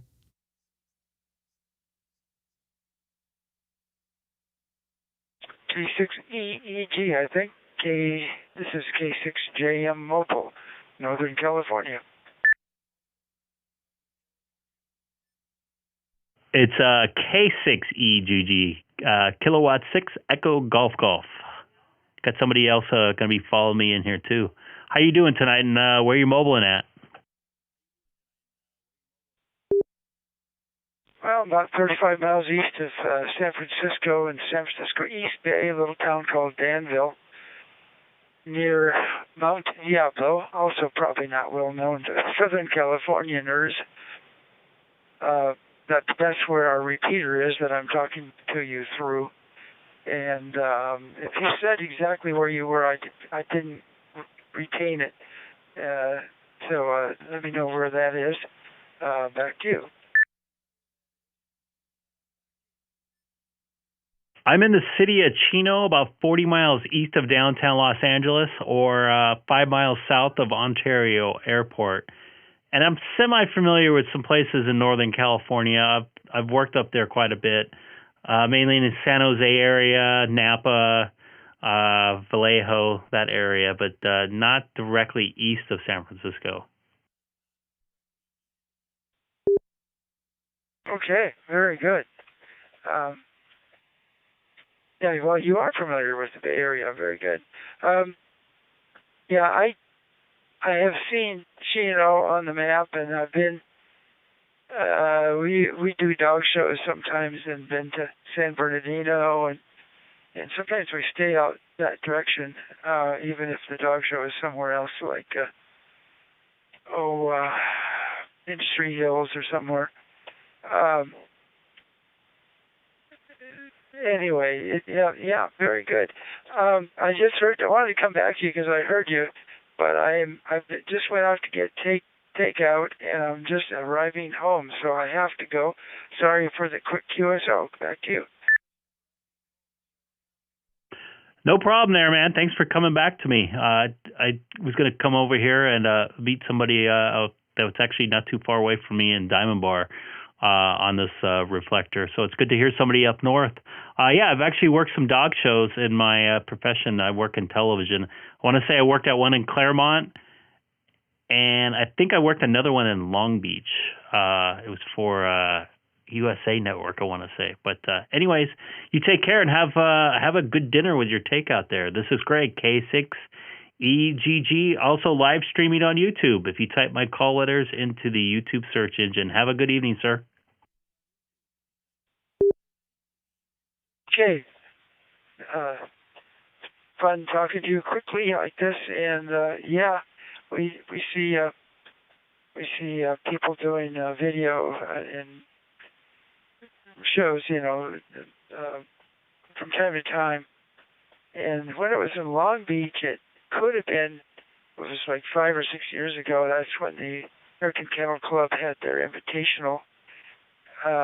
And this is kind of their biggest dog show of the year. It's now being done out in Orlando, but that might have been when you were there. We always went to that show. So, anyway, good to talk to you, and maybe we'll hook up again here on Reflector 14 Charlie. 73 K6JM mobile is clear.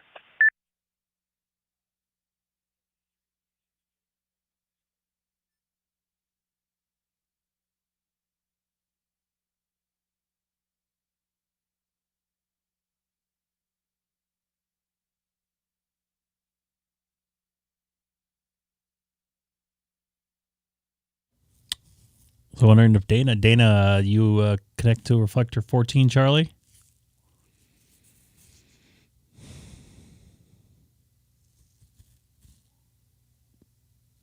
Got quiet out here. You still there, Dana? All right. So Dana out in Diamond Bar, not too far away from me, just over the hill. Maybe we can actually do... Can't seem to unlink. Are you unlinking from the radio, or are you unlinking? Where? How are you connecting? It's probably because of someone's talking. If you unlink through the dashboard, if you're on a hotspot, you can.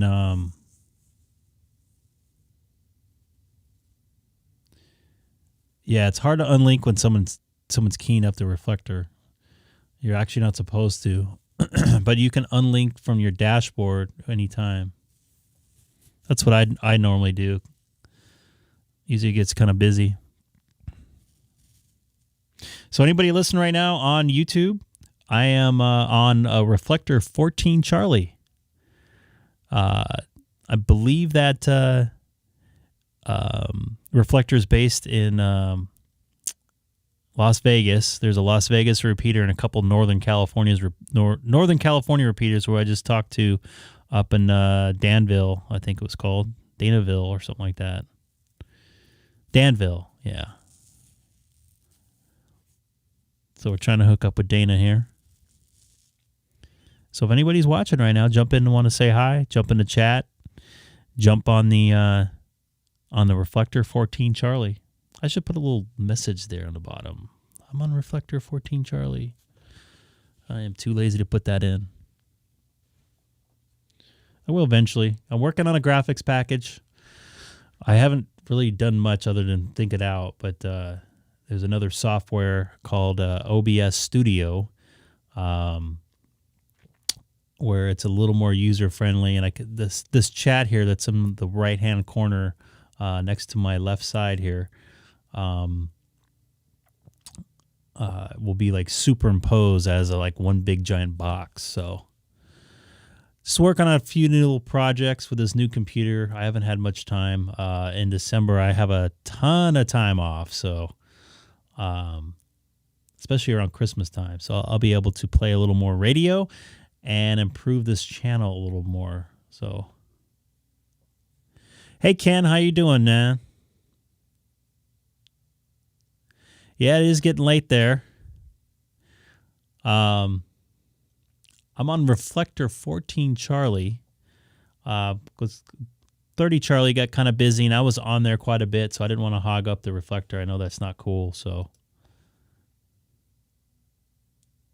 All right, so Dana, if you're watching, I just happen to have my Pi-Star up right now because I had a feeling you're going to ask me. So if you're on so you can go to the admin page at the top here. This should pop up right here.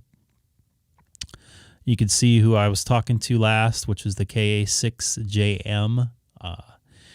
You can see my module. I can have a couple different modules hooked up to this. You can see the reflector. There's a couple different ways you can do this. You can type in like this, capital REF014. Move the cursor over and then hit C, A, B, whatever it is. It's C in this case. So just go ahead and do that and hit request change. So I can do this like this. I can basically, I'm going to I'm always already connected, so it doesn't matter. But I can unlink, hit request change. Pretty straightforward. Hopefully you can get it. I know it took me a while to get that down. I was doing it on my radio, which you can also do it here. But it sounds like you're having some issues with that, and you have a different. You're using your Kenwood your Kenwood tonight.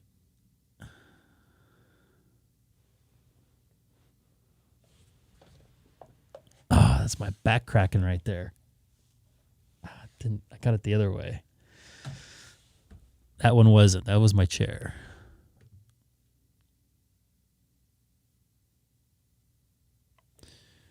So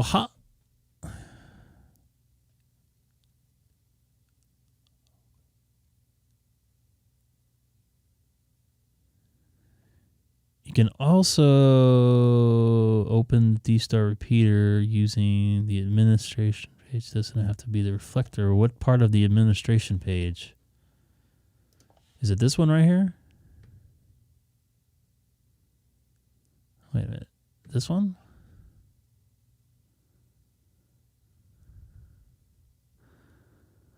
I'm not sure what you're talking about. I think it was this one.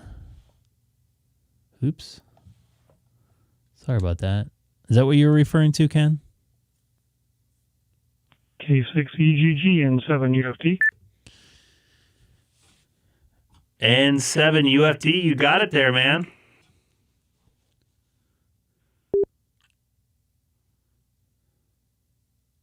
Yeah, once again, Greg, I appreciate it. I guess because the other gentleman was continually talking on 30C, it would let me change it, like you said. So, and I did not know you had that option on the Pi-Star. So, once again, thank you, kind sir. No problem, and that's kind of why you're supposed to leave a little bit of a space in between. I tend to forget sometimes when I'm in a middle of a conversation, but I try to as most as possible. The reason why I brought you over here, or I asked you to come over here, you said you got your radio back, and did you get it reprogrammed up? Your Icom 9700, that is.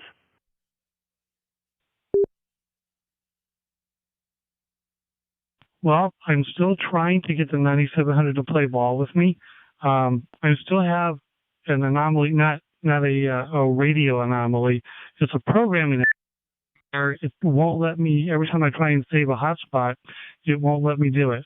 So I'm still working on that, but then I had to go do other things. So, but yeah, I'm on the D74 right now.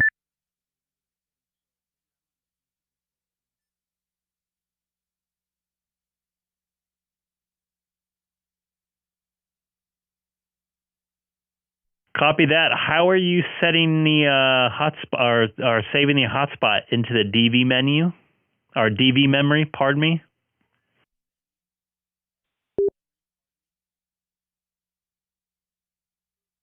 Okay, I do recall one of your Interesting, shows, Ken. there was DR and DV, and you were having an issue programming yours too, correct? That is correct.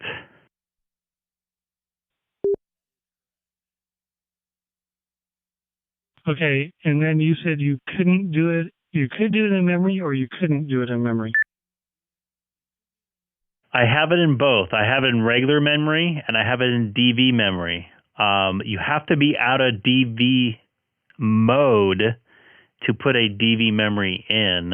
I know that. I had that problem. And then you have to make sure all the characters and everything is correct as well.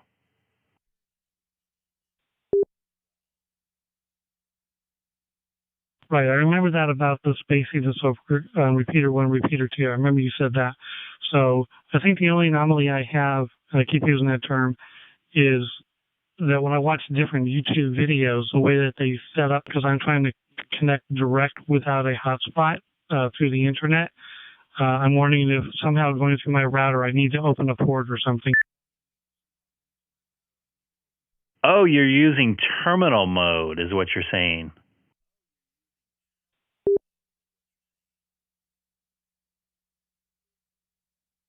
Yes, my apologies. That's what I meant. Yeah, terminal mode is what I'm trying to do because the hotspot is for the D74 and I only have one hotspot, so I don't want to mess with that, especially since I'm here with the radio and I have the connection, so I'd like to try terminal. Have you done that yet? I have not done terminal mode. I've tried furiously. I have to have another computer going with it. But you could connect two different radios to the hotspot without a problem. You just have to have one of them off. So that's not an issue at all.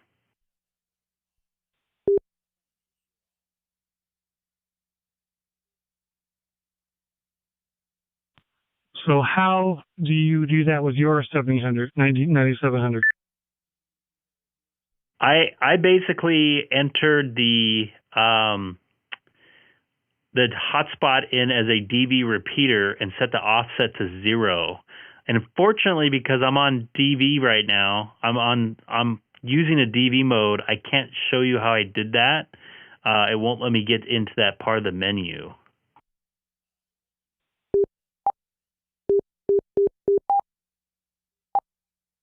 Okay, well, let me experiment with that. And how long are you going to still be around tonight?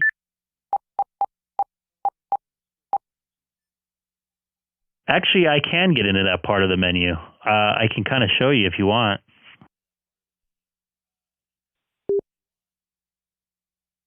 Yeah, I'm ready to go. Thanks. Okay, so if you're watching first I'll start off with my, sorry for the double there. I'll start off my configuration page right here. This will have the frequency and everything. And I changed this yesterday, and I don't know if you were watching yesterday.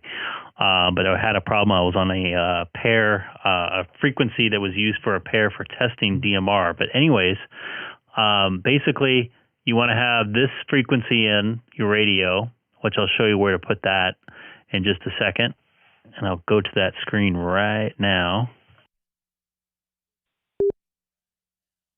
So to get to the screen where you put your DV menu in, you press the menu button, which is the bottom left, and you hit the DV DD memory. I would go to repeater list. I'd scroll down, and I just put it in. You can make your own repeater group. I just put it in the West, and then I've hit add.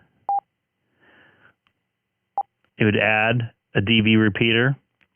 And I don't want to add another one right now because I'm talking and won't let me put the stuff in. So let me go back here. I'll show you the one that I have. So I'd put in a repeater type. It's a DV repeater. And name. It can be whatever you want to call it. I just call it that. I can go into the edit mode. Oops, see, I can't do that because I'm in DR memory. This stuff's not too important. The subname is California. Here's what's very important is what Ken was mentioning in the chat. Put in your call letters, and you have a shorter call letters like I am, and the G for gateway has to be in the 8th spot, which is one huge problem I had getting this thing working. US West is just a group that I have it in, which I've first selected. Make sure you have the from on as yes. This is the frequency right here, down here, which is the same as I put into, oops, I just hit my thing here, which is the same here. Oops, go back to here. It's a little bigger. You can see a little bigger. Have the duplex. I know it sounds weird. It's a simplex frequency, but have it on minus, because you have to have it make it look like it's a DStar repeater, and have the offset to 0. This stuff doesn't really matter right here too much, so I wouldn't worry about that. So that's how I have all the stuff into my radio here.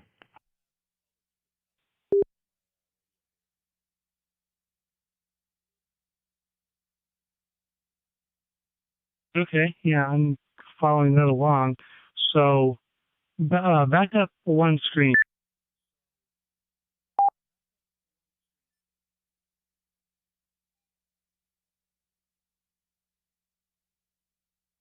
The one where you have to have the 8 characters, because I'm looking at the screen and they don't count 8 characters. Can you explain that a little bit more? So, crap. Let me try it again. I have to go through the menu when it resets it when I go through when I hit the key to talk. So if you see this, I can't get in here. Oops. I can't change it. Maybe I can. Nope, I can't because I'm in DR menu. So I have 5 letters right here, obviously K6EGG. And then I have 2 spaces, so 6 and 7, and the 8th character is the G for gateway there.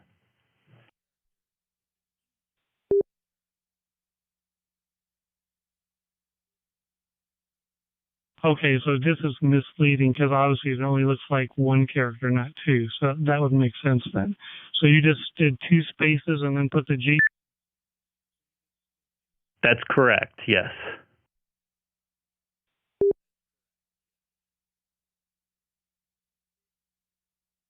And you said if I use the same hotspot, I just have to turn off one radio or just unlink the radio and then link to the other one.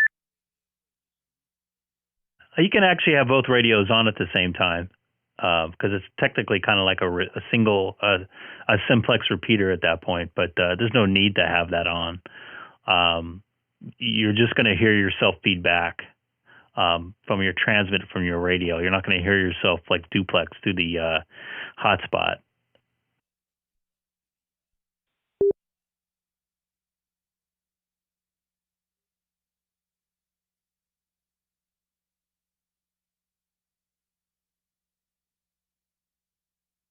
Hopefully you guys watching, I explained it right. At least that's the way of explaining it. You know, I thought I didn't count the characters correctly. I thought I was in the 8th spot. And as soon as someone said, no, you're not in the 8th spot, I went back and like individually counted and moved the cursor over, and I figured out I was in the 7th spot. And that's what got me going. That was the last key to my... Wow, that's loud.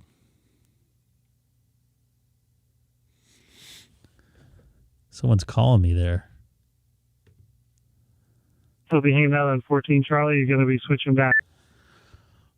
I gotta be honest with you. I don't know how long I'm gonna be on here. I'm starting to fade. I went to bed last night kind of early and had to wake up at 4:30, and I worked a full 10 hours plus sitting in traffic 2.5 hours on the way home. So I'm kind of losing it here. There was a lot of traffic on the 60 coming in from downtown. I'm sure you know what I mean.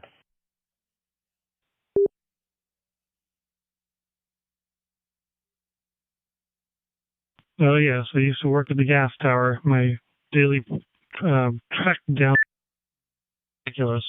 Okay. Well, thanks again, Greg. I do have some other questions I'm going to ask you about your other radio because I need to put a mobile in my truck. And I wanted to kind of get your ideas on the 5100 or if there's a better one out there.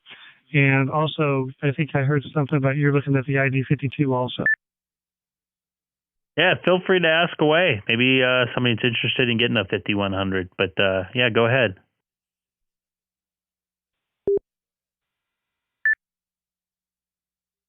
Well, the biggest question I have is, does it do cross-band repeat?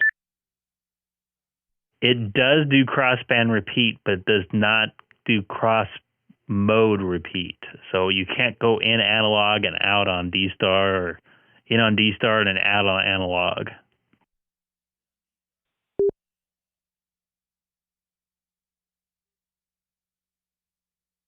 Okay, but like I work satellite, so if I wanted to go mobile, I could still like do the ISS or something like that. Absolutely, you can. And yes, Dennis, I have my call sign routing on. Okay, cool. And then last but not least, have you checked out the ID52 yet? I have checked out the ID52. I would like DStar handheld, something I can have in my my bedroom, so I can listen in maybe on something. I would like maybe even a 51, but I might as well get something new. Now, I mean, my other HT downstairs is a VX5. If it tells you how old it's a 21-year-old HT, it still works. So that's the last time I basically bought an HT other than a Baofeng. But I'm definitely interested in a ID52. The display color is very similar to my 9700, but I think the menu system's closer to the 5100.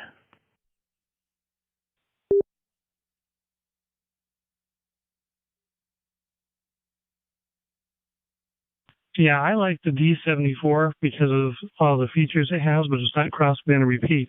But I do like the ID52 because it has the DCS, the XLR, and the REF all built into the radio, and also the Bluetooth functionality. So that's something I'm looking at too. But I do love this D74.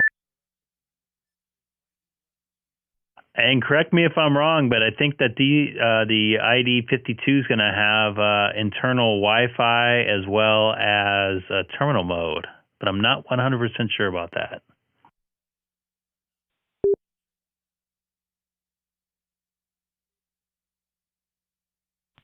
Ooh, I don't know. I haven't checked that in detail. I've just been sort of watching a couple of YouTube videos and I'm curious the fact that they discontinued the D74 or the 72 because of parts availability, how they got the parts for the D52. So has that something that a lot of people have in stock, or it's going to be one of those get it while you can until we can get parts again? Well, they are two different companies, so they might have different suppliers or whatever else or different deals. So They may have had the parts sitting on the shelf, and they didn't have the manpower to build it. So it could be a number of things that happen with that.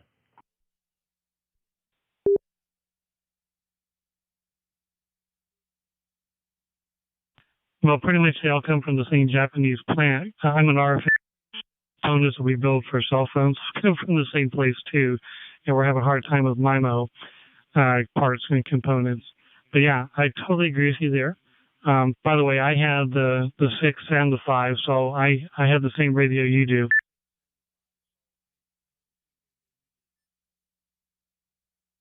The VX5? Yep, the 5 and the 6.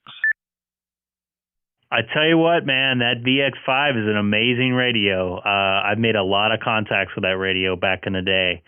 And it's a solid radio. The buttons on there are still good. My display is still good.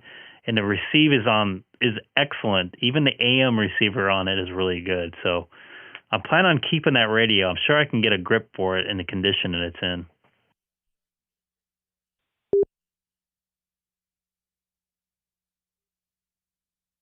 Well, let's see. I know I have an extra case. I might have an extra grip too, but yeah, I love mine too, and it's rock solid. The only thing I've got going on with mine, and I don't know if you've had this, when I charge it, I don't have a charging station. I have the wall wart, but I charge it, and it says I was full charge, but then I get the error on the screen that says the battery's got a problem, but there's no problem. Yeah, I think the last firmware update did that. I had the same problem with that. So I think that's a firmware issue, and I don't think they updated the firmware in the last 10 years for it.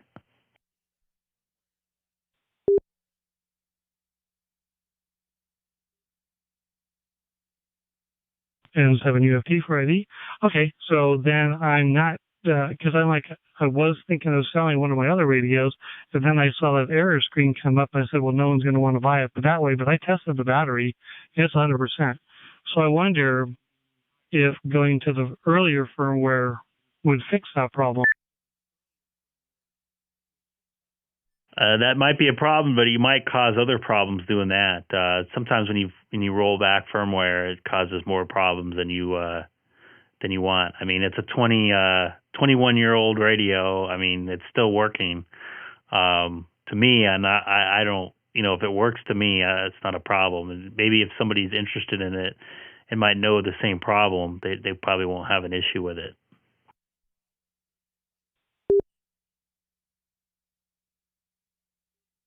Okay, cool. Well, I'll tell you what, Greg, I'm going to get off here and try and fire up the 9700, brand new, back. They had to retune it a little bit. I guess it was drifting a bit too, so that was kind of cool. So I have a fully calibrated radio now. And so I'm also, like you, looking at the 7300. I'm going to be taking my general here next weekend. I've been putting it off for years, but I want my general so I can get on HF. And I think you're trying to do it too, aren't you? I keep saying I'm going to do it, and I haven't studied at all since last June. So maybe eventually. I'm pretty happy with the DStar setup, and I can't physically go and put out another antenna right now. I got some health issues I'm dealing with, so I'm going to stick with what I have. Because I'd have to run some new cable going outside and stuff like that. So not physically able to get into the attic at this point in time.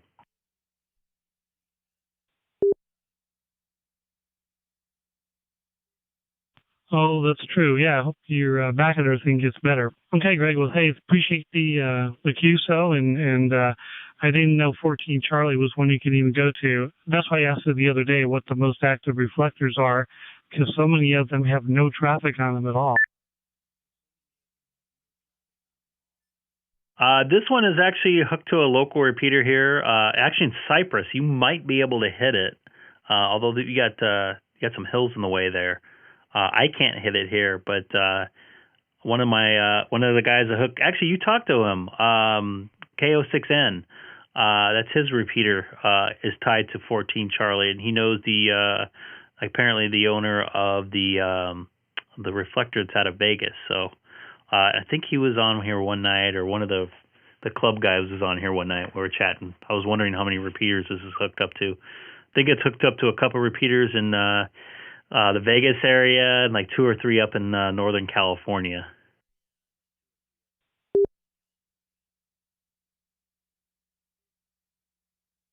What's the repeater? What's the frequency?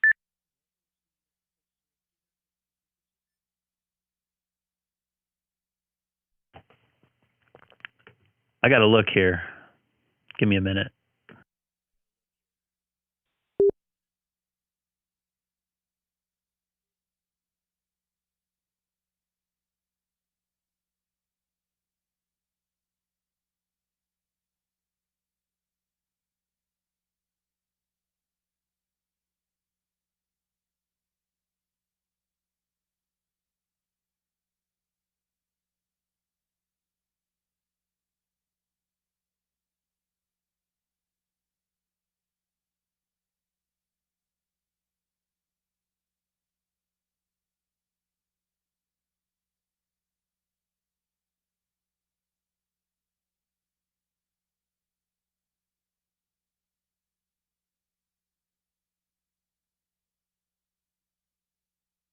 I'll have it on my screen here shortly. Looks like 144.895, and it's a minus. So one. Sorry. 144.895, and it's a plus on 145.495. And I got up on my screen, the call letters are N6CYP, November 6, Charlie Yankee Papa.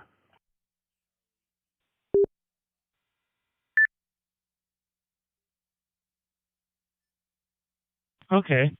Yeah, what was the offset again? It's off on your screen there. It's a plus, 145.495. And I'm looking at the coverage map of it. Looks like you might be out of it too. You're right on the fringe edge here. But I'd be able to hit it in Brea, so give her a try.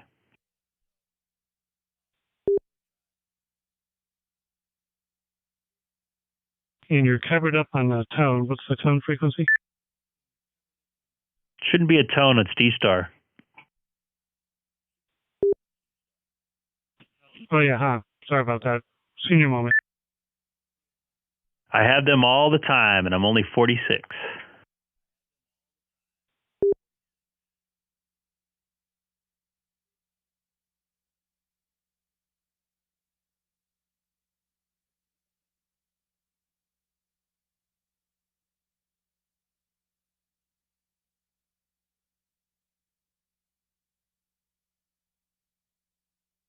Hello, everybody watching tonight. We got a large audience, a little more than normal. I normally run about 12 to 16 people, so having 20 people watching most tonight has been pretty cool. So anybody new to the channel, please don't forget to hit that subscribe button. Trying to get to 500 subscribers. Before the end of the year. It's not, it's not mandatory. Yes, it's C, by the way. And eventually trying to get to 1,000 by sometime next year, hopefully by next June or July. So getting me to 500 will be a pretty big deal for me and the channel and everybody watching. So it would help if you guys can help me out. So if you know anybody that's interested in ham radio and likes YouTube, send them my way. I would appreciate it. This is Greg, K6EGG. The Empire grows. Yep. The R2-D2 Empire. I'll probably be on some sideband tomorrow night. We'll see, though.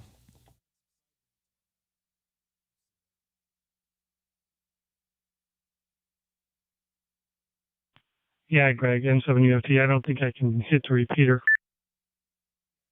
Yeah, that might be a rough one there. I didn't know for sure. I know you have some altitude up there, so I'm not totally surprised you can't. But it's pretty crystal clear when you get around the 5760, and I have hit it in Diamond Bar only because Brea, going down the 57 grade there through past Tonner Canyon. So yeah, I understand.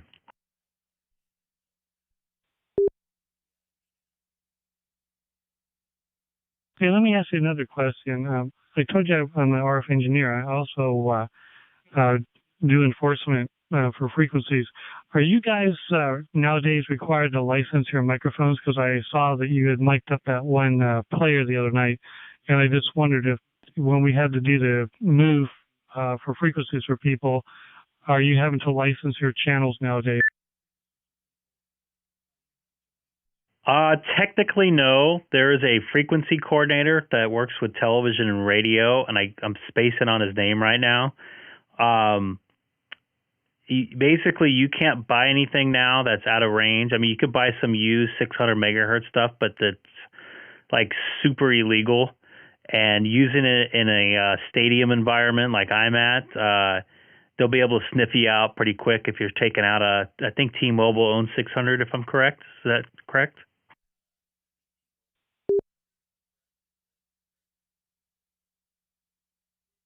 Well, 600 and 700, everybody's on all the different bands now, but yeah, that's what I chase. When I see these Rode microphones, they bring me in and I track them down fairly quickly. Yeah, I know. We've had some companies that are cheap, and they bought some illegal 600 and 700 megahertz wireless gear, and they're like telling me to use it at Staples Center, and I'm like, no, I'm not touching this stuff. I don't necessarily think I can get fined, but first off, I don't want to take out a cell tower. Second off, it's just not, you're not supposed to use it. It's probably not going to work. A cell tower will blank me out in a second. But they'll say, oh, it's still, we can still use it though. It's not that bad. And no, we're not licensed, but we are licensed for an area. So the mics we normally rent from a rental house usually is coordinated with some sort of local frequency coordinator, either with the house or I'm trying to think of what his name is. There's a guy in LA, spacing on his name. Most of our stuff is high 400s, 475, some 5. Our microphones are also in the 517s. And we just got a new IFB system, which is interim fullback with people wear the earpieces. That's in the 942 to 960. And actually, I got a 10 dB gain Yagi antenna for that thing to work all around the hallways at Honda Center. I'll have to get a picture of that and put that on my screen here eventually. But yeah, we're not licensed per frequency, but we're coordinated within.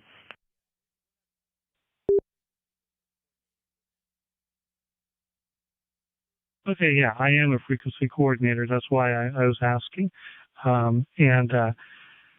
it sounds like you're on the up and up, but I'll tell you, there's a lot of them out there that aren't.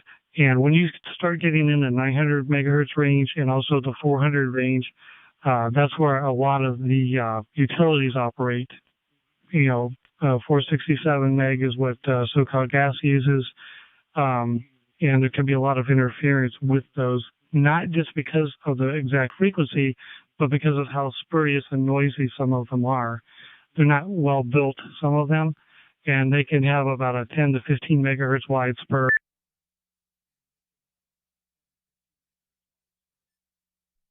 Yep, I know what you're saying. I've heard some stories about guys on location. I guess some of the gas meters are on those frequencies, and the Southern California Edison somewhere with a little box on the side of your power thing is close to those frequencies. And I've heard some guys that were using some older stuff interfering with that. So yeah, I've heard stories like that. I try to play it pretty clean. Number one, if I'm somewhere I'm not supposed to be, I can get smashed out. Number two, I don't want to be that guy smashing somebody else out.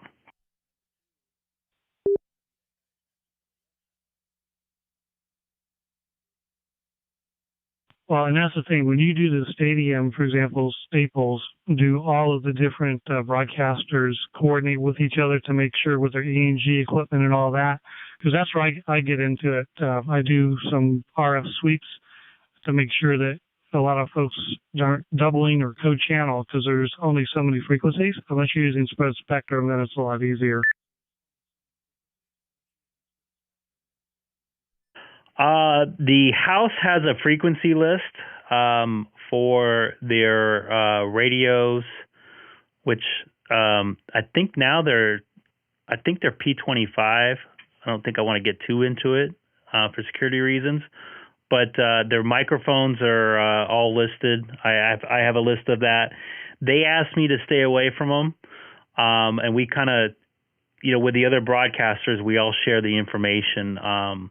Because it gets pretty tight in there, and especially when you got what we call ENG crews like Channel 7 or Channel 4 going in with their microphones. They'll just turn it on and not listen. That's another thing for me. When I learned RF from ham radio, is you listen to a frequency before you start transmitting on it to see if anybody's using it. So I have that pounded in my head. I usually will turn on a receiver and go to my assigned frequency and see if there's anything on it before I start leaving my transmitter on to make sure that nobody else is sharing the frequency with me. But a lot of people just turn on and don't listen. And some guys have a backward theory on it. They're like, oh, well, I'll just leave your RF mic on and they'll hear it. Well, they don't normally do that because they're not thinking the opposite way like I am, where I'll turn on the receiver first and listen for a little while before I turn my transmitter on. 9 times out of 10, they'll turn their transmitter on before they start listening. And if they're closer to the receiver, they're not even going to hear me.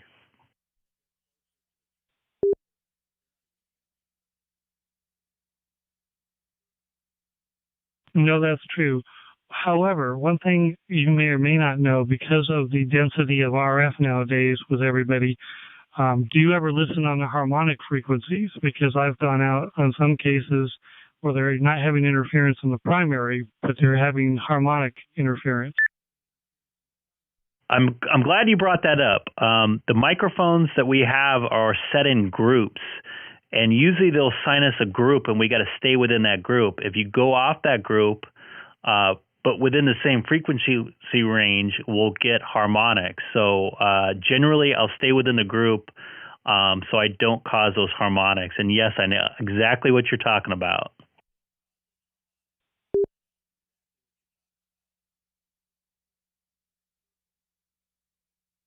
So let me give you kudos because you're one of the far and few that I meet that understand all this. Hey man, I've coordinated a NBA All-Star game in DC. It was a number of years ago, so I learned a lot from a lot of good people. At ham radio, my hobby has moved me into helping me in my career. In fact, get back to that microphone I had on a player the other day. That microphone actually transmits on 2 different frequencies and 2 different bands. I was transmitting on 500 on UHF, and all the controls and the telemetry is on 2.4 gig, which is basically the Wi-Fi frequency area. So I have to not only do a sweep and get coordinated for my the RF part, the microphone part of the frequency, but I got to coordinate with the house. Basically, 2.4 isn't really coordinated, but I'll do a sweep scan of 2.4 and see what channel is clear, and then change to it. Or I can't control the microphone. A lot of the a lot of the stadiums they have a lot of Wi-Fi in for like restaurants, the waitresses walking around in the luxury suites. All those things are on different zones and different channels, so I can get smashed out on that pretty easy with those player mics. So it gets really tricky working with RF and trying to coordinate all kinds of different bands, at least in a stadium situation when you have 14,000 people in all on their cell phones and getting on Wi-Fi and everything else.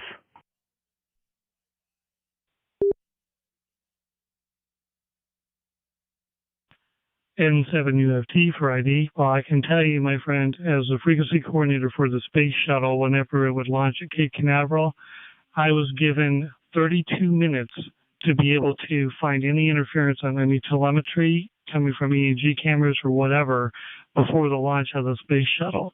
So I know exactly how you feel, because in a crowd of thousands of people, I had to weed out those that were trying to, number one, talk on the 256.125 throttle up frequency that the space shuttle used, and everybody knew it, and versus all the telemetry channels too, where the ENG people did not seem to care about frequency coordination at that time.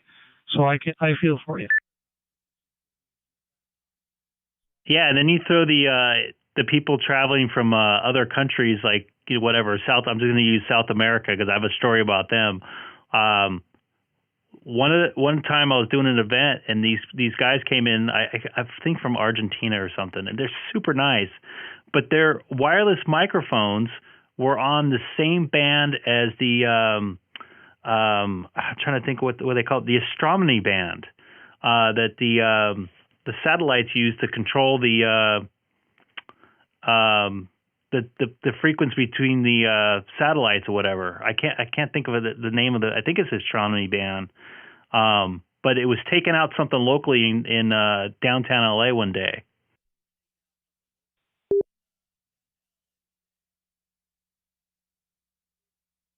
Yeah, that's one thing when you have international players, because the bands are different. For example, during Shield Desert Storm, when I was in the military, we could not use any of our half-quick frequencies because the channels that we use for half-quick happened to be the cellular phone for Saudi Arabia.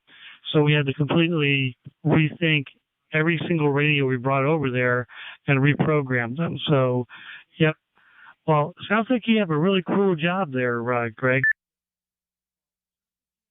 Yeah, I'll shoot some video of some of the RF setup at the what's it called at my work. If I have some time the next week or I think I'm going to be there next weekend. By the way, Colin, I'm on Reflector 14 Charlie right now. You guys were talking, so I didn't want to bug you guys. I wanted to touch base with Dana here, who's having some issues with his radio after he got it. But yeah, I'll take some video. I was actually going to put together a video, but I have to get that approved from work before I show some work stuff, and I don't want to give out any frequencies that we're on because someone can come in and smash us on it. But yeah, I like it. I enjoy it. It just, for me, the technology is changing. We're using this Axiom system that's all digital, so we have a little more bandwidth to play with now. We have to, using a lot less power. We used to pump like 250 milliwatts for a mic. Now we're maxing out at 25 milliwatts. So it's definitely changed in some ways for the better, but there's not a lot of space.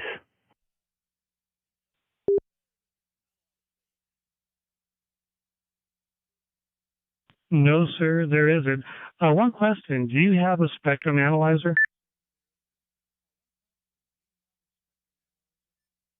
I used to have a TTI spectrum analyzer. It was a cheapie, although it was $2,000 at the time.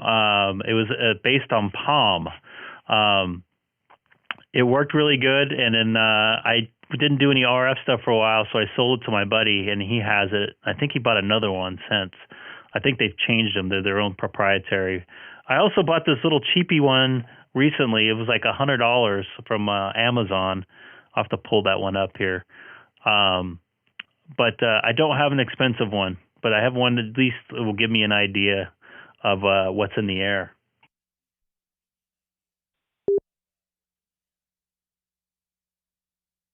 Okay, that's cool. Have you ever heard of the RF Explorer?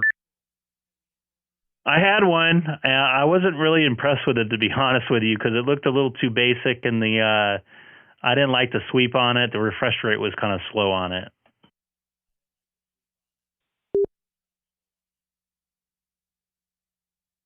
Okay, because that's what I recommend to folks, especially nowadays, because you have the different ones with the different bands.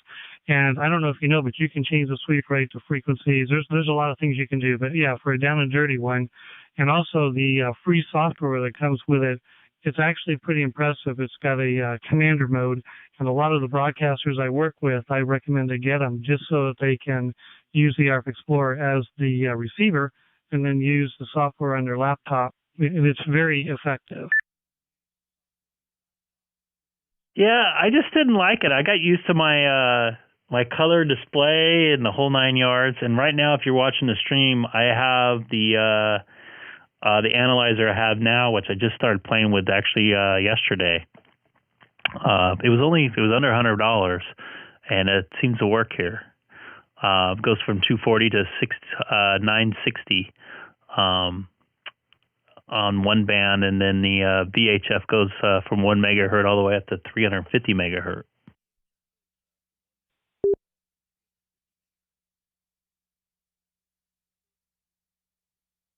That's actually a good spectrum analyzer. However, the front end can get overloaded really easy. Make sure you buy yourself a filter. What kind of filter would you suggest?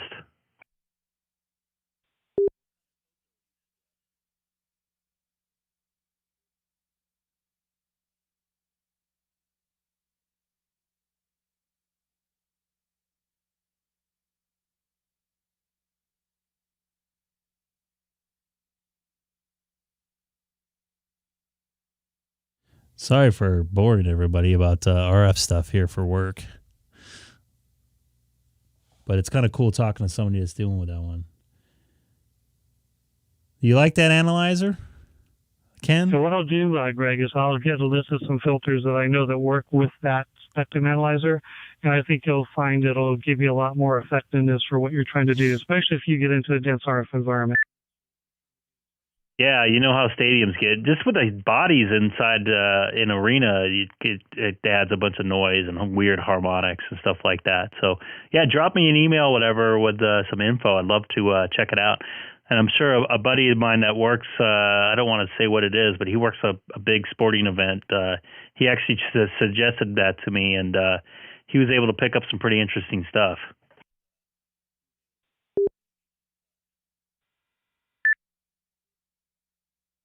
Oh, Greg, you would not have any idea what I pick up just from monitoring the frequencies that have McDonald's and Burger King and Walmart, cartels, lovers, you name it. There's a lot of interesting things out there. Absolutely. Did we have somebody break in there? VK3AEK. This is great. K6EGG along with Dana. N7UFT, not too far away from me in Diamond Bar, California.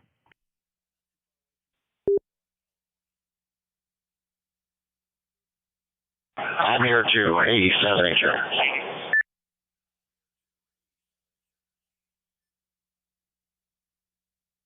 Welcome aboard, Colin. Sorry if we're boring you with the RF talk here.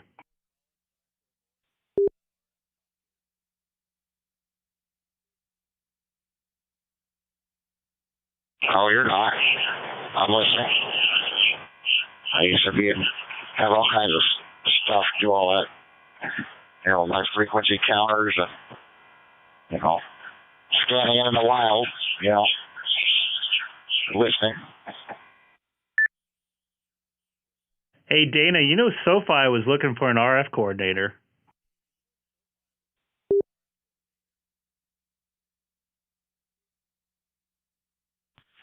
I did not know that. I do know that because of all the new technologies and so forth, it's getting a lot more complicated with CBRS, like you said, P25, all the new technologies that are out there. So thanks for letting me know. Do you know who to contact? Or? I can find out if you're interested. Are you freelance or are you staff somewhere?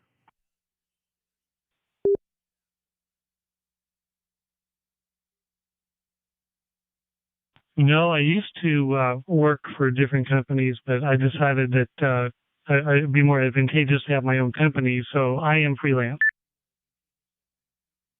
It might be good. It's almost the end of football season, but I don't know what they're doing for Super Bowl. I know I know the NFL who they hire for that, but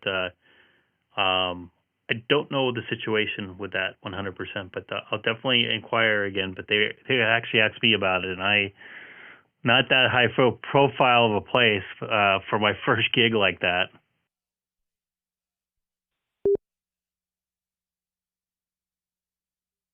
Well, just to let you know, I used to live in Tampa, Florida, and I did the Super Bowls there.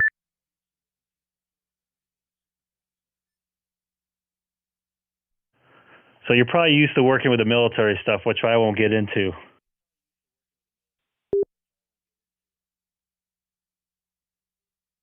Very interesting you say that. Before I got into the cellular world, I used to work in the military. I was a DoD frequency coordinator, so I was the military.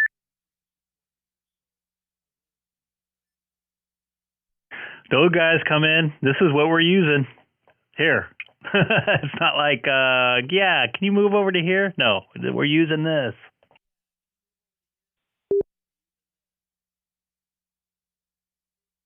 To be totally honest with you, the biggest issues that we had with the Super Bowl were last-minute changes that no one thought to coordinate, and it was the people selling the food and concessions that were the big problem.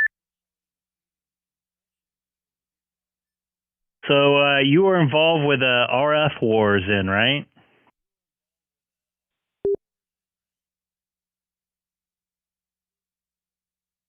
Well, yes. And believe me, I think in the last Super Bowl I did before I moved to California, I think we issued 1,400 citations.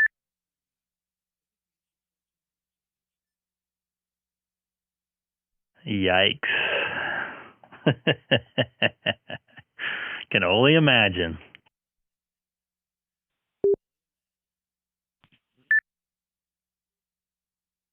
"27 countries, and everybody wanted to set up outside of the stadium, so we had to set up I hope I look good on your big screen. electronic hills, I called it, even though Tampa's flat.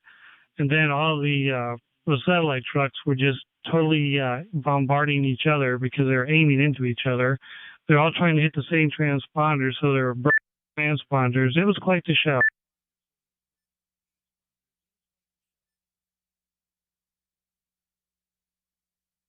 Yeah, I've heard of that happening. You can cook a hot dog out there in the air.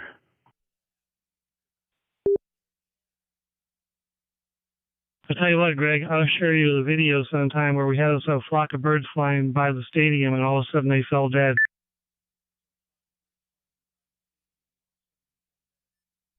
I'm good. I believe it. I've been on enough, I probably have enough radiation in my body over the last 25 years of this stuff.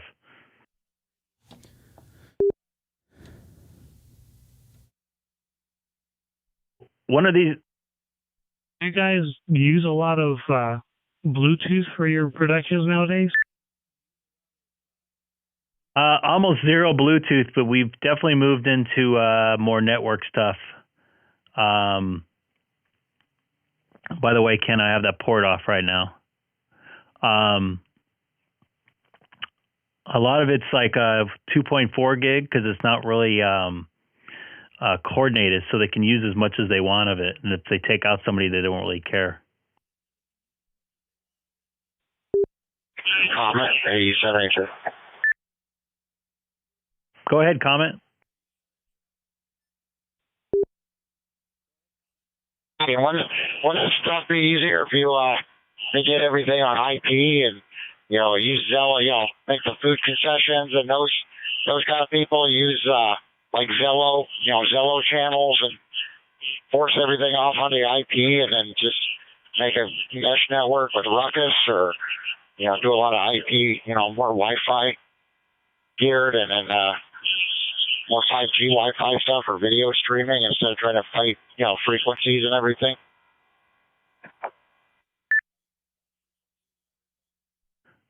I'll let Danny answer this, but I'm sure he's going to answer this the same. But there's just not enough spectrum right now for all that stuff.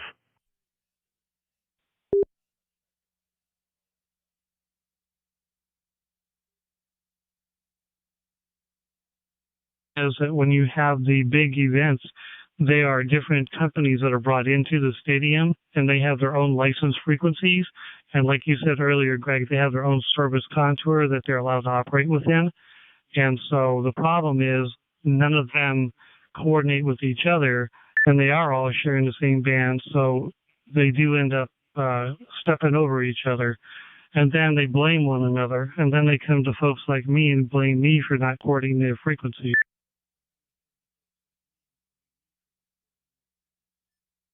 Yeah, I was just wondering, because I was a Ruckus admin. I had a whole Ruckus network, and we did Wi-Fi everything, and, set up different, make different SSIDs and have different stuff. We could throttle and, have priority on certain stuff.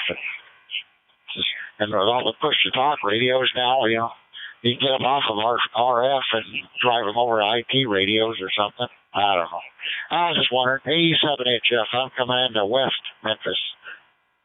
I'll be listening here.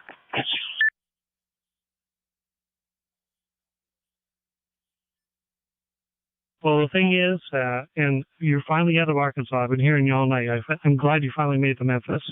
The thing is that the IP is a great thing to set up, but it's so simple for them to just bring in their trash of radios, and then they just turn them on and go. So that's why. I totally agree with you. There's a much better way to do it. And going forward, you mentioned Zello and some of the other ones. The problem with that is they get spoofed all the time, and they can easily be jammed. And so there's a lot of jammers out there now that like to play. Yeah, I copy that. 87HF, yeah. Jamming.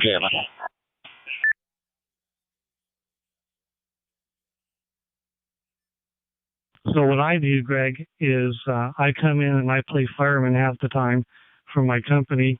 They say Advanced Frequency Engineering is the name of my company, and what they'll do is they'll find me on the internet and they'll go, we have all these people interfering with us. Can you please help us? I have all of my own gear that I design, my own specialized antennas. And I was going to ask you that. Do you use parabolic antennas anymore? We do have some helicals that we use on the bigger events, yes.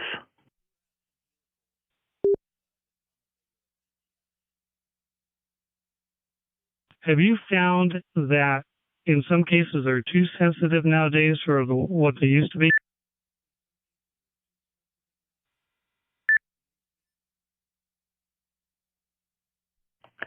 I don't know. It's hard to tell, man, because everything got so squeezed. All that stuff happened at the same time. I don't know if I can answer that.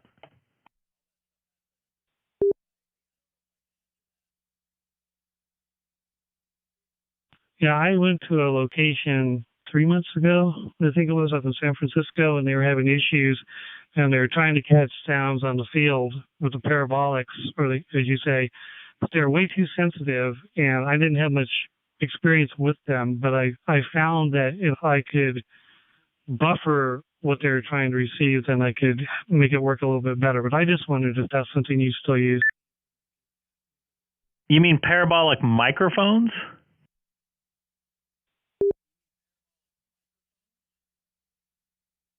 No, the big listening ears that would just capture what they're saying on the field. Yeah, we use those for football, and which I haven't done too much of, and baseball, like bigger events. Yeah, we still use those.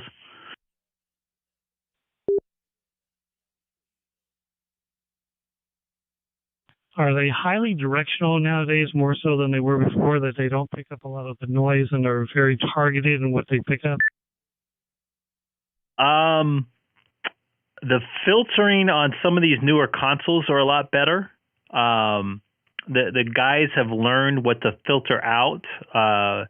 They can notch certain frequencies. In a digital world now, you can notch and roll off individual frequencies, where before it was just kind of like when you take some away, it adds some of the other stuff. So you can dial in the frequency you want to hear, like the frequency. Let's say if you're watching baseball, for instance, the frequency of the bat is a different sound than the frequency of the crowd. To enhance the bat sound, you get rid of the frequencies the crowd makes, which is, a lower frequency than the bat. A bat's more of a, and a crowd's more of a.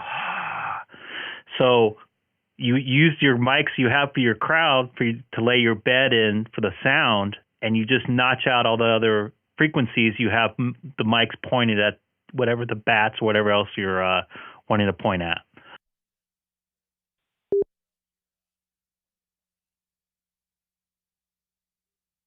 Okay, yeah. I know that what I've recommended is using equalizers and just filter out those particular frequency portions so that you can do the same type of thing. But yeah, that makes sense.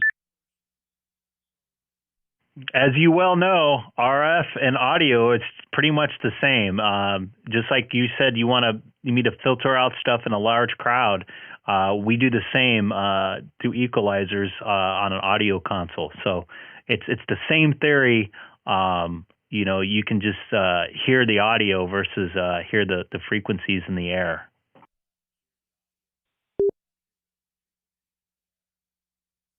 Absolutely right, Ken. Well, I know. I don't know if you've ever heard of Viterbi decoder, but when I was in the old cellular world, we did the Viterbi decoder, which is a vocoder for the cell phone, and we found out that it was almost impossible to reproduce a woman's voice over a man's voice using the vocoder. So it took us a while to figure out how to make that work. So I totally understand.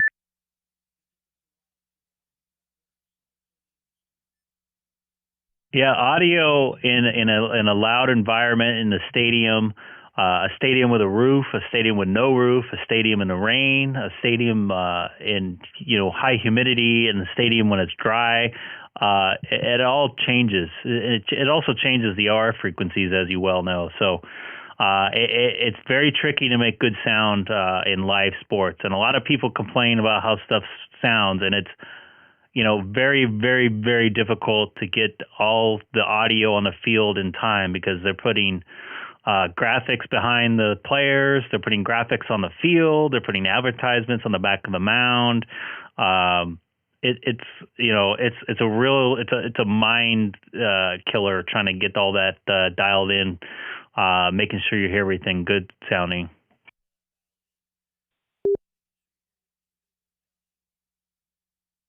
Oh, it's an art. There's no question it's an art. When I first did my first Super Bowl, I was working 35 hours straight just to be able to coordinate all the communications and get it going. So hats off to you, my friend. Oh, yeah. When I worked baseball playoffs, I've done a couple 35-hour days, traveling between cities and just getting everything dialed in. So Fred Aldis, famous audio person in my world, although most of the people don't know his name. He mixed many a Super Bowl, many a Emmys, many a NASCAR races, Daytona 500s, and he retired now, but he was the master at making everything sound smooth and blend together. So hats off to him to basically making a whole new sound for sports audio in my world.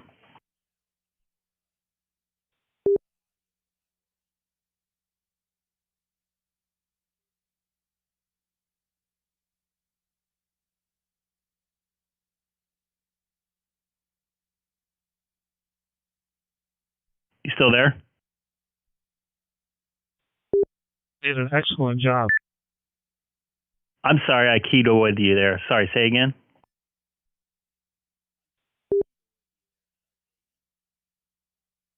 I said I watched your video when you showed the gentleman that you had mic'd for that sports, and I was very impressed with how well and how smooth that went, so kudos to you. Thank you, Dan. That's hard getting that microphone to sound good. It broke up a couple times when he was yelling, but it's hard, man, to get that. There's roll-offs and stuff you got to set right, and if you don't want to have too much gain in the mic, because it'll distort the transmitter and start splattering, it will kill the battery. So it's a balance to get that stuff right. So I was pretty happy with it. Production was very, very happy. They sent me a couple texts the next day. I had a fun. It was a fun day at work, and I haven't had a fun day at work for a while. But I appreciate it. I think I'm going to call tonight. One of these days we got to get together. We'll chat. I would love to hit you up about your RF stuff. It's been very interesting conversation tonight. It's nice to hear somebody from your side of things, because I'm technical about it, but I don't understand how the frequencies work and how they all align and stuff together with harmonics. I have a very, very good idea, but I'd love to pick your brain a little more to make my RF world a little better. But I appreciate it. I think I'm going to call tonight. One of these days we got to get together. We'll chat. I would love to hit you up about your RF stuff. It's nice to hear somebody from your side of things, because I'm technical about it, but I don't understand all how the frequencies work and how they all align and stuff together with harmonics. I have a very, very good idea, but I'd love to pick your brain a little more to make my RF world a little better. which I'm sure you're really knowledgeable about from just a few minutes talking about it here tonight.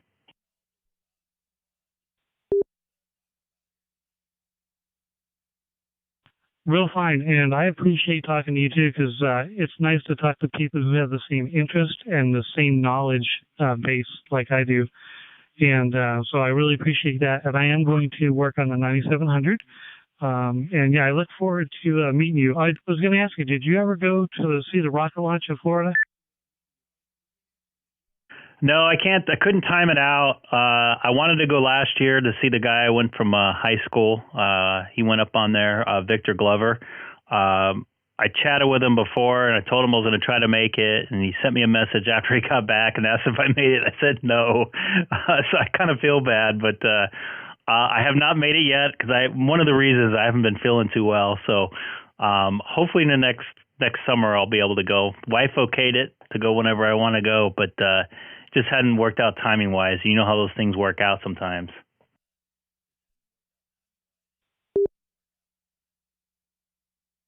Okay, well, let me know, because I can give you a background tour of NASA if you want. I'm sorry, say again?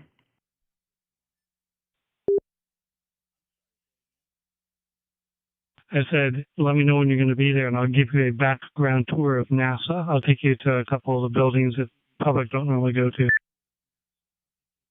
I will definitely hit you up on that if you're in Florida at the same time I am. I would love to do that. I am a huge, if you can see here in my hat, I'm a huge NASA fan here.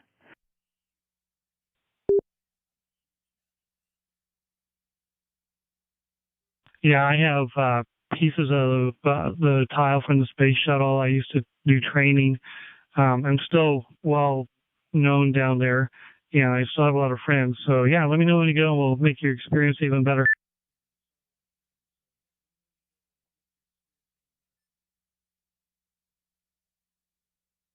Actually, right here, if you're watching, I know this is a very, very small piece, but this was a piece of the command module. Apollo 11 foil was on the outside of it. Someone gave this to me, so this went around the moon. This is pretty cool. It's sitting here in my office.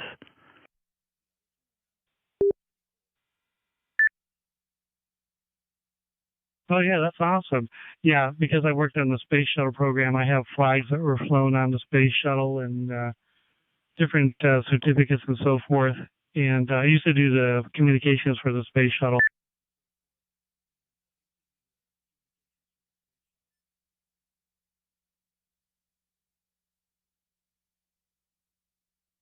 Edwards Air Force Base used to be my second home. You lived out in out there? You didn't? You said you lived in Florida too, right?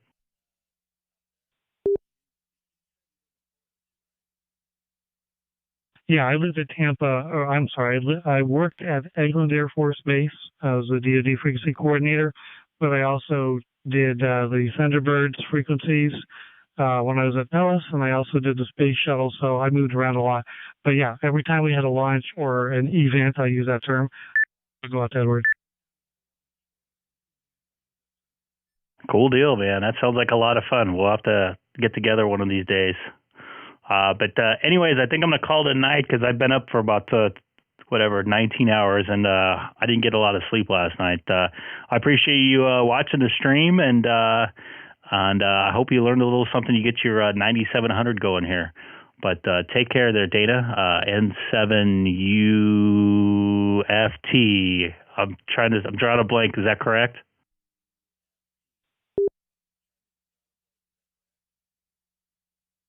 Yes, sir. Uniform Foxtrot Tango and 7 UFT. No, I've enjoyed it, Greg. On many fronts, and thanks again for the continued help with the ham radio stuff. I feel dumb because everybody goes, well, you're an RF engineer, you're supposed to know all this stuff. But you know what? Ham radio in the digital world is something that I'm just behind the times in. Just keeping up with 5G and 6G and Wi-Fi 6 and 7 is enough to keep me busy. So anyway, 73, have a good evening. And yeah, we'll definitely have to get together. K6EGG and 7 UFT. Copy that. K6EGG on Reflector 14 Charlie and also streaming on YouTube. I'm going to call it a night. I want to thank everybody for watching, and anybody new, thanks for subscribing. Yeah, we got to talk there, Ken. I would love to hear your stories on that. Michael, you have a good evening. I'll probably come on tomorrow, although I wasn't planning on spending 3 hours on tonight. I'm pretty wasted, as you could tell. Probably should have had a drink here.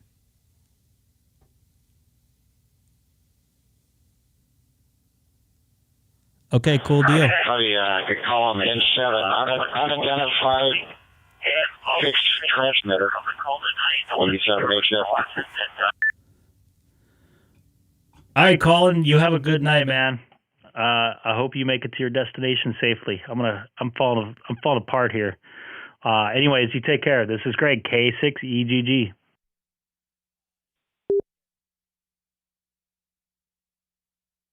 It keeps dropping out on me. I'm getting every other word. Anyway, I'm coming into Memphis. I'm in Memphis now. All right, take care, Colin. K6EGG. I want to be clear.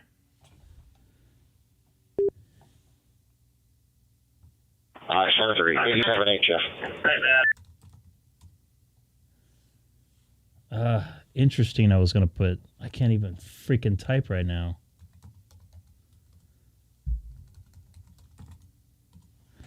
All right, so that was wrong one, wrong fader. I only got 10 of them in front of me. Thanks for watching my stream tonight. Wasn't planning on being on this late. Looks like Colin's still talking there. Go back to 30, Charlie. Had a great conversation with Dana, N7 UFT. Sorry. Love to hear your story there, Ken. Well, I'll definitely probably be on in the next couple of days. I got the next 2 days off. But thanks again for watching. This is great, K6EGG. Once again, anybody new to the channel, please don't forget to hit that subscribe button down below. I'm going to call it a night. It's been a long night of streaming here. Just a little over 3 hours. Not quite my record, but after a long day of work, it's been kind of crazy. I got up at 4:30 and worked full 10 hours and drove 2.5 hours. So anyways, you guys take care. This is great. K6EGG. Yeah, we'll have to check that out. We'll have to talk about that, Ken. I'm going to sign off now, though. Take care. Have fun there in Texas. And Joel, 73s. Take care. This is Greg, K6EGG.